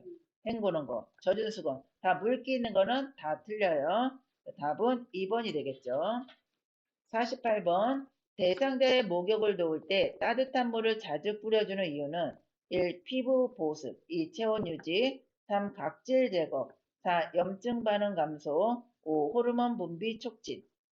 정답은 예, 체온 유지죠. 물을 어디에다 뿌려줘요? 몸에다 뿌려주는 거예요. 물을 뿌려주는데 다른 데 문제는 이거를 몸에다 뿌려야 되는데 대상자의 체온이 떨어질까봐 물은 뭐 욕실 바닥에 자주 뿌려준다. 이러면 틀리는 거예요. 대상자의 몸에다 뿌려줘야 돼요. 아니면 뭐 담요를 덮어준다든지 이런 게 나오겠죠. 49번 대상자의 침상 세면을 덮는 방법으로 옳은 것은 1. 침대를 수평으로 하여 눕힌다. 2. 눈곱이 있는 눈을 먼저 닦는다. 3. 코, 뺨, 눈, 귀, 목 순서로 닦는다. 4. 면봉으로 귀 안쪽을 깊숙이 닦는다. 5. 코털이 코 밖으로 나와 있으면 깎아준다. 정답은 5번이죠. 침대는 세면 도울 때는 반자 위 머리를 올려요. 그 눈은 이쪽 눈에 문제가 있다. 오른쪽 눈에 문제가 있어요. 그러면 왼쪽 눈부터 닦는 거예요. 안에서 바깥쪽으로 닦고 수건의 다른 면을 사용해서 반대쪽 눈을 닦는 거예요. 양쪽 다 안에서 바깥쪽으로 닦아야 되고요. 그 다음에 닦는 순서는 눈 1번, 코 2번, 여기서 뺨이 3번, 그 다음에 4번 귀, 5번 목이죠. 면봉으로 닦을 때는 귀 안쪽이 아니라 귀 입구라고 하면 맞겠죠. 또 코털이 코 밖으로 나와 있으면 삐져나온 것만 깎는 거예요. 코 안쪽 거의 코털은 깎지 않아요. 코 밖으로 나온 것만 깎아주면 돼요. 50, 자, 이거 이제 보기 전에 하의 갈아입히기 한번 보실게요. 우리가 옷을 갈아입히는 거는 입힐 때는 입마, 이거는 마비된 쪽이래요. 입을 때는. 그리고 벗을 때는 벗건, 건강한 쪽. 자, 바지는 벗길 때 엉덩이가 있잖아요. 엉덩이. 그래서 무릎을 세우고 엉덩이를 빼고 벗는 거잖아요. 지금. 벗기는 거니까 건강한 다리, 불편한 다리 이렇게 벗기면 돼요. 입을 때는 입마, 마비된 쪽부터죠. 그러니까 불편한 쪽 다리 끼우고 건강한 쪽은 옷을 이렇게 잡아주면 본인이 끼우겠죠. 그런 다음에 무릎을 세우고 엉덩이를 끼워야지 마지막이 되는 거예요. 요거는 순서 문제도 잘 나와요. 여러분 문제 보실게요. 편마비 대상자의 하의를 갈아입힐 때 벗기는 순서로 옳은 것은 두 팔과 두 발을 바닥에 지지하고 엉덩이를 들어 올리게 한다. 나 마비된 쪽을 벗긴다. 다 건강한 쪽을 벗긴다. 라 두 다리를 모아 무릎을 세운다. 정답은 몇 번이에요? 한번 보세요. 벗건 몇 번이에요? 2번. 자, 보실게요. 조금 아까 그림 기억하셔야 돼요. 두 다리를 모아서 무릎을 세웠어요. 그쵸? 그 다음에 두 팔과 두 발바닥을 지지를 해서 엉덩이를 들어 올려요. 엉덩이를 빼면 벗건이죠. 벗기는 거는 벗건이라고 그랬어요. 건강한 쪽 다리. 이 사람이 건강한 쪽 다리를 빼고, 그쵸? 건강한 쪽 다리 빼고 마비된 쪽을 벗기면 돼요. 벗건. 그쵸? 예. 51번 거동이 불편한 대상자의 체위 변경을 돕는 방법으로 옳은 것은 1. 도넛 베개로 천골 부위를 지지한다. 2. 욕창이 있으면 체위 변경 횟수를 늘린다. 3. 딱딱하고 표면이 거친 쿠션을 받쳐준다. 4. 대상자의 옷을 잡아당겨 체위를 변경한다. 5. 의자에서는 3시간마다 체위를 바꿔준다. 정답은 2번이죠. 욕창이 생기려면 예방은 2시간마다 체위 변경이에요. 2시간마다 몸을 돌려주는 거예요. 몸의 위치를 바꿔주는 거를 체위 변경이라고 그래요.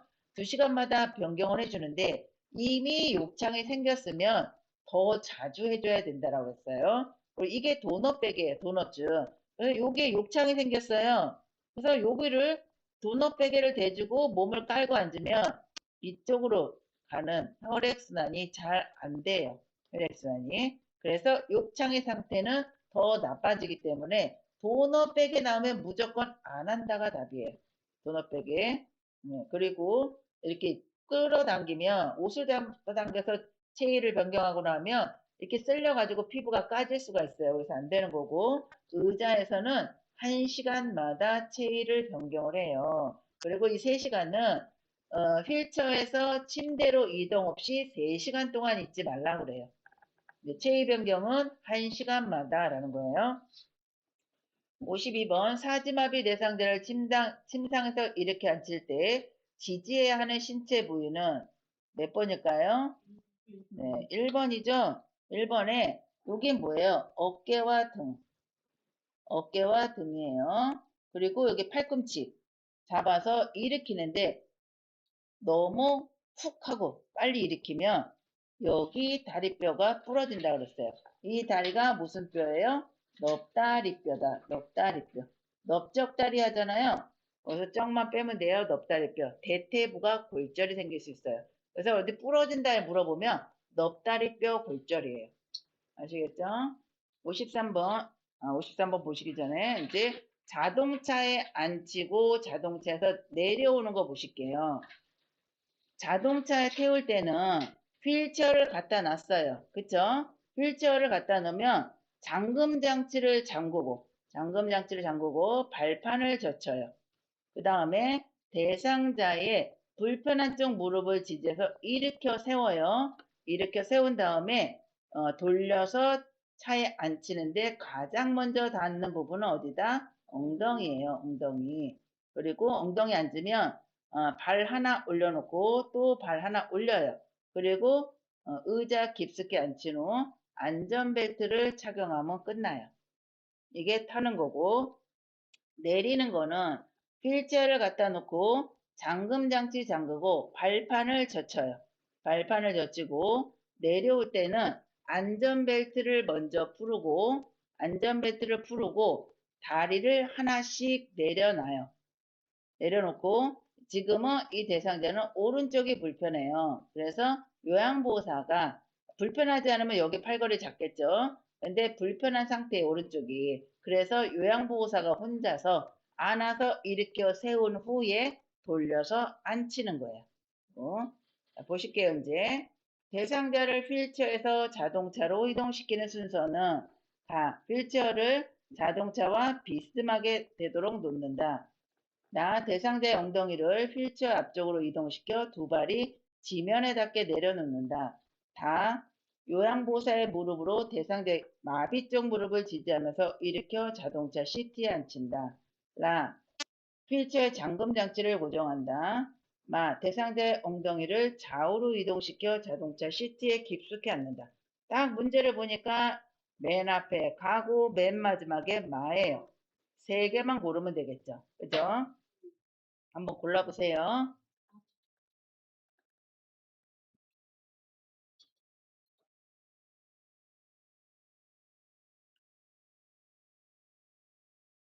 몇 번이에요?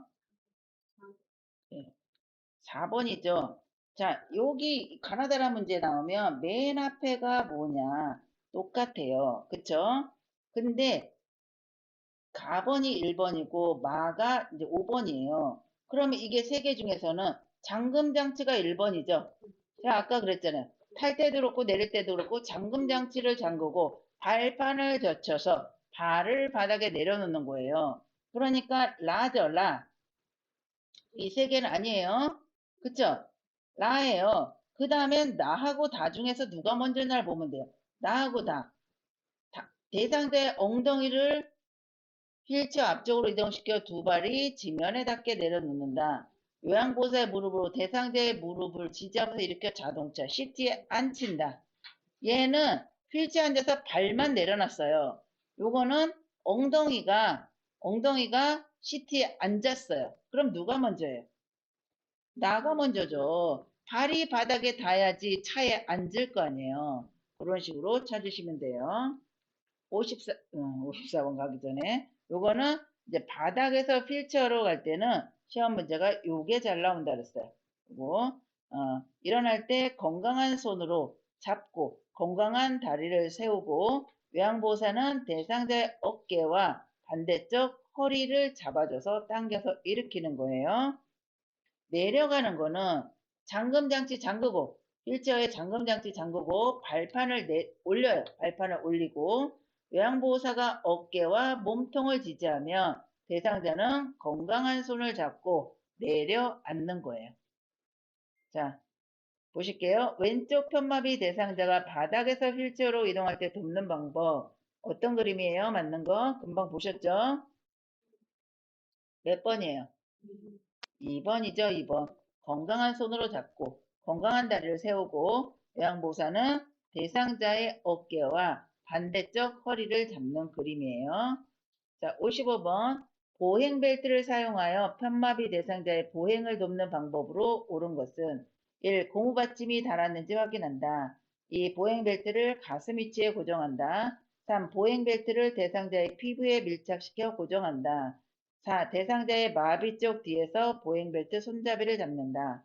5. 건강한 쪽 보행벨트 손잡이는 대상자 스스로 잡게 한다. 정답은 몇 번이에요? 몇 번? 4번이죠, 4번. 자, 보실게요. 이 보행벨트는 허리에 차는 거예요. 그리고 대상자가 이렇게 있으면 이쪽이 불편해요. 왼쪽이. 그러면 벨트는 허리에 찬다 그랬죠? 이 보행벨트를 찰 때는 요양보호사는 뒤에 서야 돼요. 뒤는 뒤지만 불편한 쪽 뒤에. 이 사람 손을 이렇게 꺾고 있잖아요. 여기는 펴 있고 여기가 불편한 쪽이에요. 불편한 쪽 뒤에 선다. 그래서 이 보행벨트는 보행벨트를 어디에 차야 되냐? 위치. 허리냐 가슴이냐? 이거 위치 찾는 거랑 요양보호사의 위치를 물어보는 게 시험에 나와요. 그래서 불편한 쪽 뒤에. 우리가 보통은 대상자를 케어를 할 때는 대상자가 불편하면 불편한 쪽에 서는 게 맞는 거예요. 옆에. 그런데 보행벨트를 찾을 때는 뒤에 선다는 거예요. 그리고 이 보행벨트는 피부에 밀착이 아니라 옷 위에다 차야지 뭘 손잡이를 잡을 거 아니에요. 그쵸? 옷 속에 들어갔으면 손잡이를 못 잡잖아요. 모두에서 찾는 거다라는 거예요. 고무받침이랑은 상관이 없어요. 보행벨트는 고무받침을 확인하는 게 아니라 박음질. 이게 터지는지 안 터지는지 확인해야죠. 이렇게 박음질한 데가. 예. 56번 다음 복지용구의 용도로 옳은 것은 1. 침상에서 용변 해결하기 2. 누운 자세에서 머리 감기기 3. 침상 옆에 놓고 앉아 배설하기 4. 신체 압력을 분산하여 욕창을 예방하기 5. 자세 변환 후 신체 부위를 편안하게 지지하기 뭐예요? 예, 1번이죠. 이거는 간이변기죠. 복지용구 중에서 간이변기 침상 위에서 놓는 변기예요. 57번 대상자의 감염을 예방하기 위한 물품 관리 방법으로 옳은 것은 1. 카테터 등 고무 제품은 햇볕에 말린다. 2. 사용한 물품은 모아서 한꺼번에 소독한다. 1. 가래가 담긴 흡인병은 주 1회 깨끗이 닦는다. 4. 혈액이 묻은 물품은 더운 물로 닦고 찬물로 헹군다. 5. 사용한 카테터는 분비물이 빠지도록 물에 담가둔다. 정답은 네, 5번이죠. 자, 보실게요. 이게 석션기라 그러죠. 흡인하는 거, 가래 빼는 기계예요. 그래서 요게 흡인병이에요. 가래가 담기는 흡인병이 요거예요, 요거. 요거는 카테터예요. 주황색은 카테터예요. 그래서 이 카테터로 코든 입이든 이 가래를 빼요. 그런 다음에 요게 물이 들어있어요, 여기. 생리식염수. 그럼 요 줄을 여기다가 살짝 담그면 요 물이, 요 가래가 요리로 들어가는 거예요, 통으로. 이 통은 하루에 주 1회가 아니라 1회 이상 닦는다요. 하루에 한 번 이상 닦아야 되고, 이거예요. 사용한 카테터. 이 사용한 카테터는 분비물이 빠지게 여기다 이렇게 담가 놓으라는 거예요. 여기 이 상태로 너무 말라요. 그래서 요 물에 이렇게 담가 놓으라는 얘기예요. 58번 제가대 상자의 낙상을 예방하는 방법으로 옳은 것은 1. 길고 헐렁한 옷을 입힌다. 2. 전기코드는 바닥에 고정한다. 3. 크기가 넉넉한 신발을 신긴다. 4. 취침 시 침대는 허리 높이를 맞춘다. 5. 조명은 자다가 깨도 켤 수 있도록 가까이 둔다. 정답은 예, 5번이죠. 이 잠잘 때 허리 높이면 이 침대 굉장히 높은 거예요. 잠잘 때는 가장 낮은 위치에 내려줘야 돼요.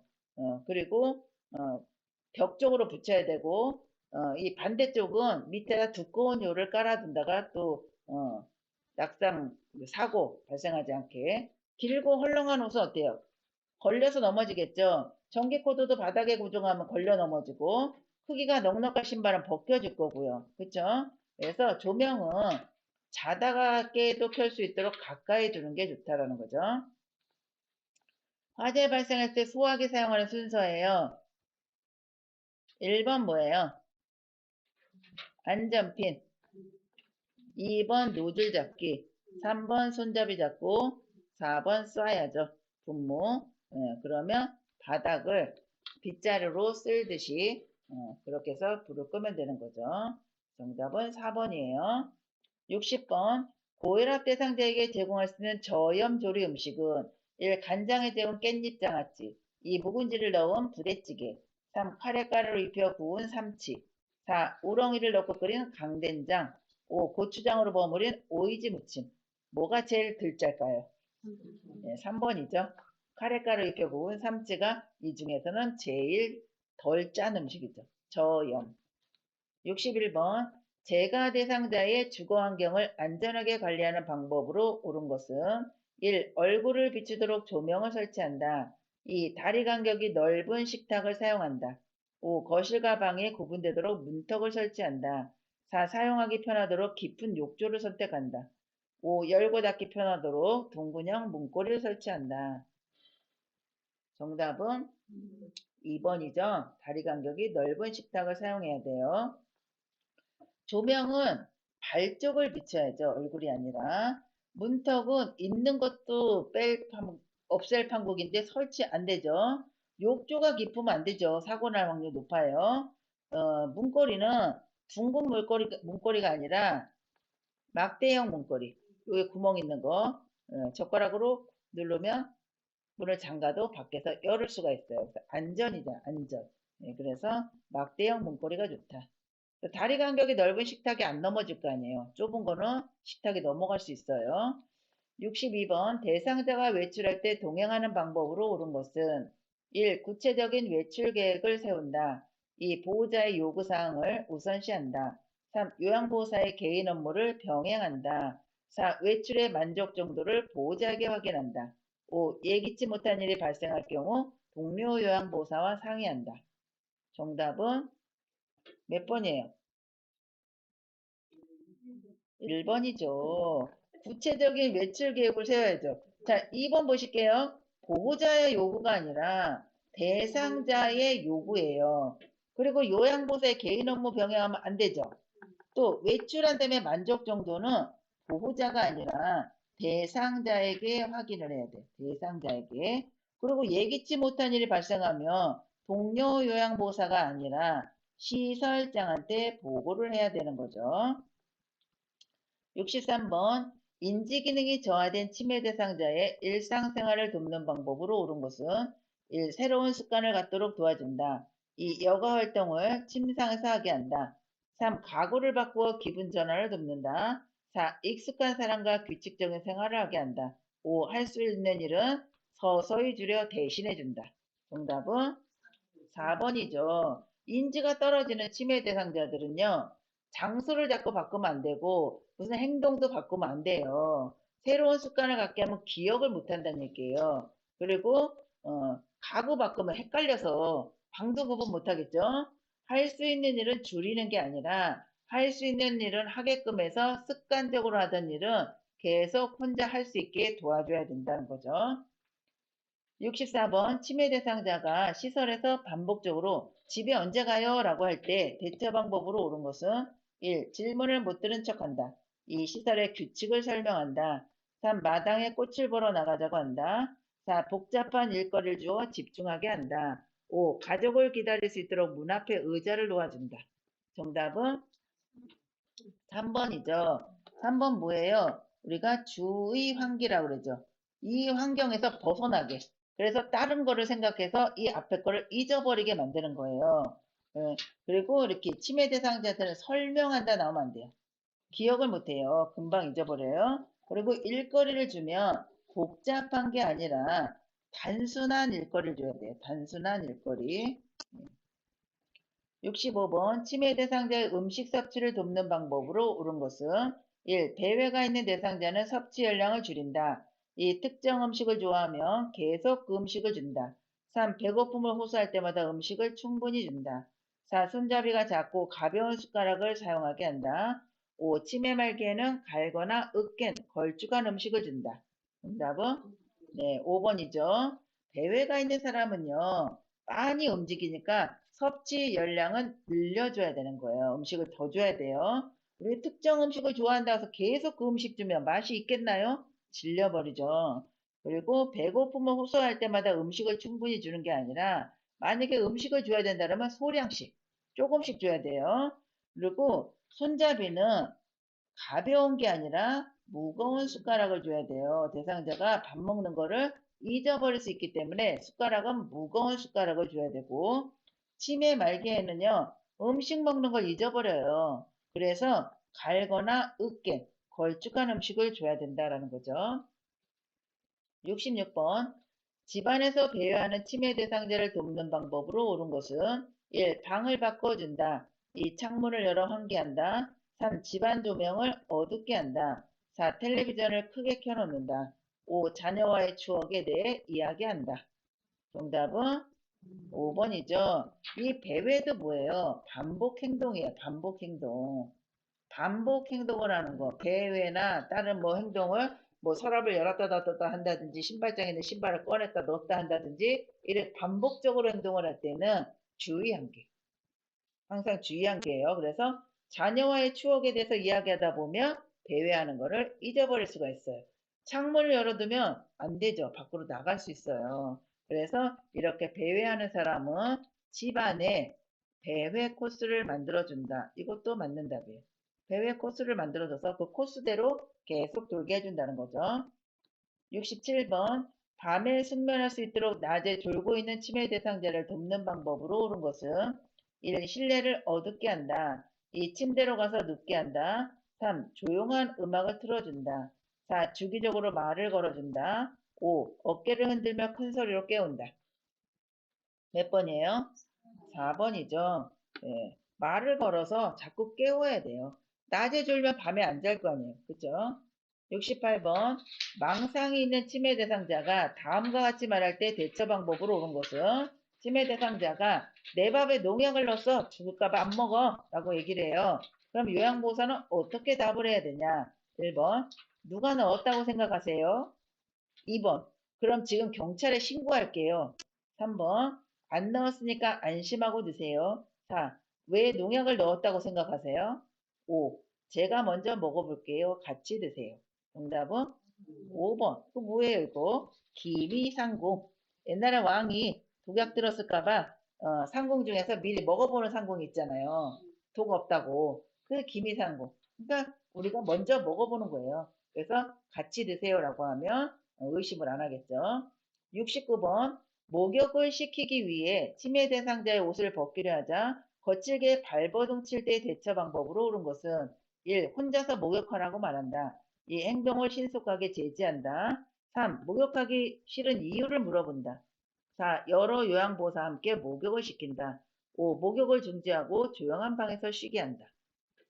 정답은 네, 5번이죠. 치매 대상자가 목욕 안 하려고 막 버티고 하면요. 시키지 않는다가 답이에요.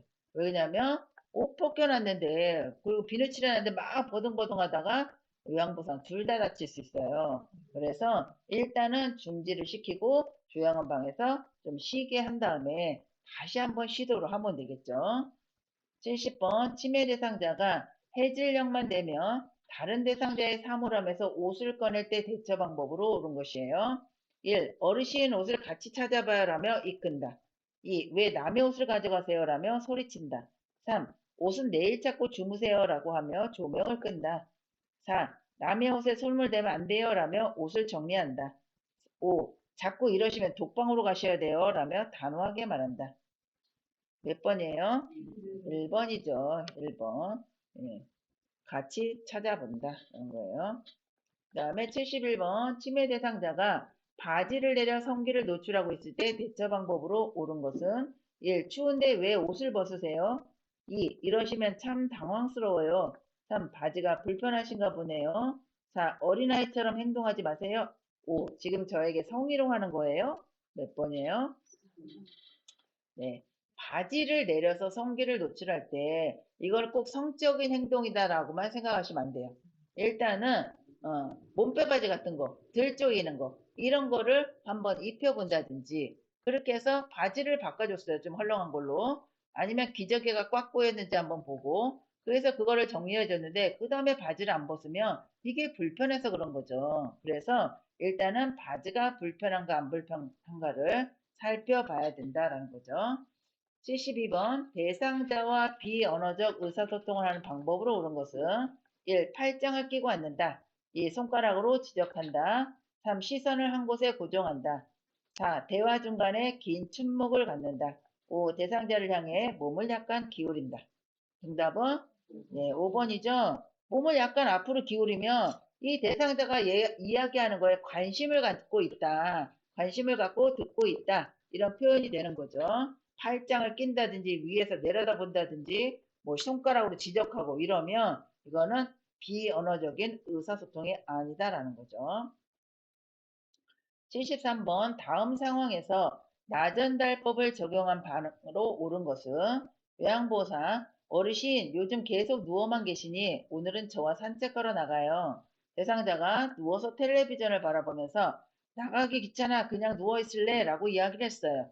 이때 요양보호사는 뭐라고 해야 되나? 1번 네 그러면 다음에 나가요. 2번 이렇게 누워만 계시면 큰일 나요. 3번 무슨 일 있으세요? 많이 우울하세요? 4번 누워만 계시니 근력이 떨어질까봐 걱정돼요. 5번 저도 오늘 같은 날은 그냥 누워있고 싶네요. 몇 번일까요? 네, 4번이죠. 이 나전달법이라는 거는 쉽게 말해서 내 생각을 전달하는 거예요. 이분이 누워만 있으니까 근력이 떨어질까봐 걱정되는 거는 나만 알죠. 내가 걱정이 되네요. 그래서 만약에 또 대상자가 식사를 안 해요. 뭐 맛있게 청국장을 끓여놨는데 대상자가 식사를 안 하신다. 이럴 때 밥 안 먹겠다고 했을 때 요양보호사가 해야 될 거. 이렇게 식사를 안 하시니 건강에 해로울까봐 제가 걱정이 되네요. 라고 하면 그거는 나전달법에 해당이 된다라는 거예요. 74번 시각장애 대상자와 의사소통을 하는 방법으로 옳은 것은 1. 요양보호사를 중심으로 방향을 설명한다. 2. 촉각을 이용하여 사물에 대한 정보를 전달한다. 3. 대상자를 만나면 말보다 신체 접촉을 먼저 한다. 4. 이쪽 저쪽 등의 지시대명사를 사용하여 대화한다. 5. 대상자와 마주보고 눈짓으로 신호를 주며 대화한다. 정답은 3번. 3번이에요? 2번이에요? 2번이죠. 눈이 안 보이는 사람은 몸을 먼저 만지면 놀래요. 몸을 먼저 만지면 안 돼요. 시각장애자는 눈이 안 보이는 거죠. 이런 사람은 몸을 먼저 만지면 안 되고 말을 먼저 시켜야 돼요. 놀라지 않게. 그리고 방향을 설명할 때는 대상자 중심이에요. 대상자 중심으로 대상자 왼쪽, 대상자 오른쪽 이렇게 이야기를 해야 되고, 예. 그리고 이쪽 저쪽, 이쪽 저쪽 이렇게 얘기하면 어떻게 해요? 대상자는 안 보이는데 이쪽이 어디고 저쪽이 어딘지 모르잖아요. 그리고 눈도 안 보이는데 마주보고 눈짓으로 신호주면 안 되겠죠. 그래서 촉각을 이용해서 이렇게 만져보면 알잖아요. 대상자한테 이거 한번 만져보세요 라고 해서 이 사물에 대한 정보를 전달을 하라는 거예요. 이거 말로 설명하기 힘든 거 있잖아요. 이런 거는 좀 만져보게 해가지고 정보를 전달을 해라라는 거죠. 75번 청각 기능이 저하된 대상자와 의사소통하는 방법으로 옳은 것은 1. 고음의 큰 소리로 말한다. 2. 빠른 속도로 반복하여 말한다. 3. 친근하게 느끼도록 반말로 말한다. 4. 대상자의 귀에 대고 속삭이듯 말한다. 5. 밝은 장소에서 입을 크게 벌리며 말한다. 정답은 몇 번이에요? 네, 5번이죠. 이 청각 기능이 저하된 사람, 노인성 난청이라고 그러죠. 이런 사람들은 고음 못 들어요. 저음으로 이야기를 해야 돼. 저음. 고음 안 되고 저음으로 이야기를 해야 되고 빠르게 이야기하면 더 못 듣죠. 그죠? 반말하면 안 되고 귀에 대고 속삭이듯 말하는 게 아니라 밝은 곳에서 대상자가 입모양을 보고 아니면 요양보호사가 제스처로 얼굴에 세수하는 거 이거 모양을 하면서 어르신 세수하셨어요? 아니면 숟가락질하는 거 모션을 취하면서 어르신 식사하셨어요? 라고 하면 대상자가 귀는 잘 안 들리더라도 이거를 알아들을 수가 있겠죠. 76번 진압력 장애가 있는 대상자와 의사소통하는 방법으로 옳은 것은 1. 주의사항에 대해 자세히 설명한다. 2. 대상자의 미래 계획을 함께 세운다. 3. 대중매체에 나오는 신조어를 사용한다. 4. 장소, 날짜, 시간에 대해 자주 인식시킨다. 5. 친밀감을 표현하기 위해 별명을 사용한다. 몇 번일까요? 진압력은 뭐예요? 사람, 시간, 장소에 대한 거예요. 그래서 4번이 답이 되는 거죠. 네, 77번 보실게요. 대상자가 떡을 먹던 중 갑자기 양손으로 목을 잡고 괴로워할 때 대처 방법으로 옳은 것은 뭐 찾는 거예요? 이거는 하임리법을 찾는 거죠. 자, 그러면 몇 번이에요? 하임리법은? 1번이죠. 2번도 하임리법이에요. 그런데 1번은 명치, 배꼽, 여기 사타구니 이렇게 있을 때 배꼽과 명치 중간에 주먹을 쥐어서 이렇게 닿아야 되는데 요거는 뭐예요? 허리 벨트에다 댔죠. 그래서 이거 모양만 보고 그냥 답하면 안 돼요. 허리 벨트가 아니라 여기 배꼽과 명치 중간이다라는 거예요. 1번이에요. 78번, 79번 대상자에게 심폐소생술을 할 때 자동 심장 충격기를 사용하는 방법으로 옳은 것은 1. 왼쪽 빗장뼈 밑과 오른쪽 중간 겨드랑이 선에 패드를 붙인다. 2. 패드를 붙인 후 전원을 켠다. 3. 심장 리듬 분석 중에는 인공호흡을 한다. 4. 제세동을 위한 충전 중에는 가슴 압박을 한다. 5. 충격이 전달된 즉시 대상자의 반응과 호흡을 재확인한다. 정답은 몇 번이에요? 네, 4번이에요. 네. 보시면 이 정답은 4번이고 1번은 뭐예요? 오른쪽 빗장뼈예요. 오른쪽. 왼쪽이 아니라. 그리고 왼쪽 중간 겨드랑이 선에다 패드를 붙이는 거고 2번은 전원을 켜고 자, 보실게요. 전원을 켜고 여기 그 다음에 패드를 부착을 해요. 패드를 부착을 하고 리듬을 분석을 해요. 리듬. 심장이 뛰는지 안 뛰는지 분석을 하고 재세동해요. 재세동, 심장, 전기 충격. 그 다음에는 가슴 압박이에요. 가슴 압박. 그런데 우리가 이런 과정에서 대상자에게 손을 대지 말아야 될 때는 언제냐? 리듬 분석을 할 때랑 제세동할 때는 손을 대면 안 돼요. 예, 그래서 여기 보시면 오른쪽 빗장뼈 밑과 왼쪽 중간 겨드랑이 선에다 패드를 부착을 했어요. 여기는 전원을 켜고 패드를 부착을 하는 거고, 심장 리듬 분석 중에는 뭐 하라 그랬어요? 손대지 말라 그랬는데 인공호흡하면 안 되겠죠.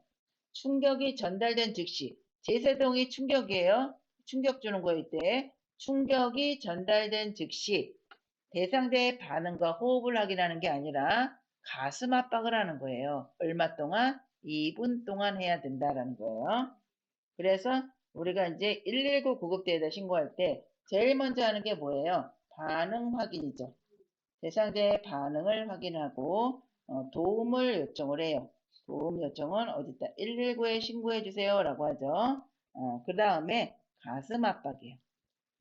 그 다음 순서는 가슴 압박, 그 다음에 인공호흡.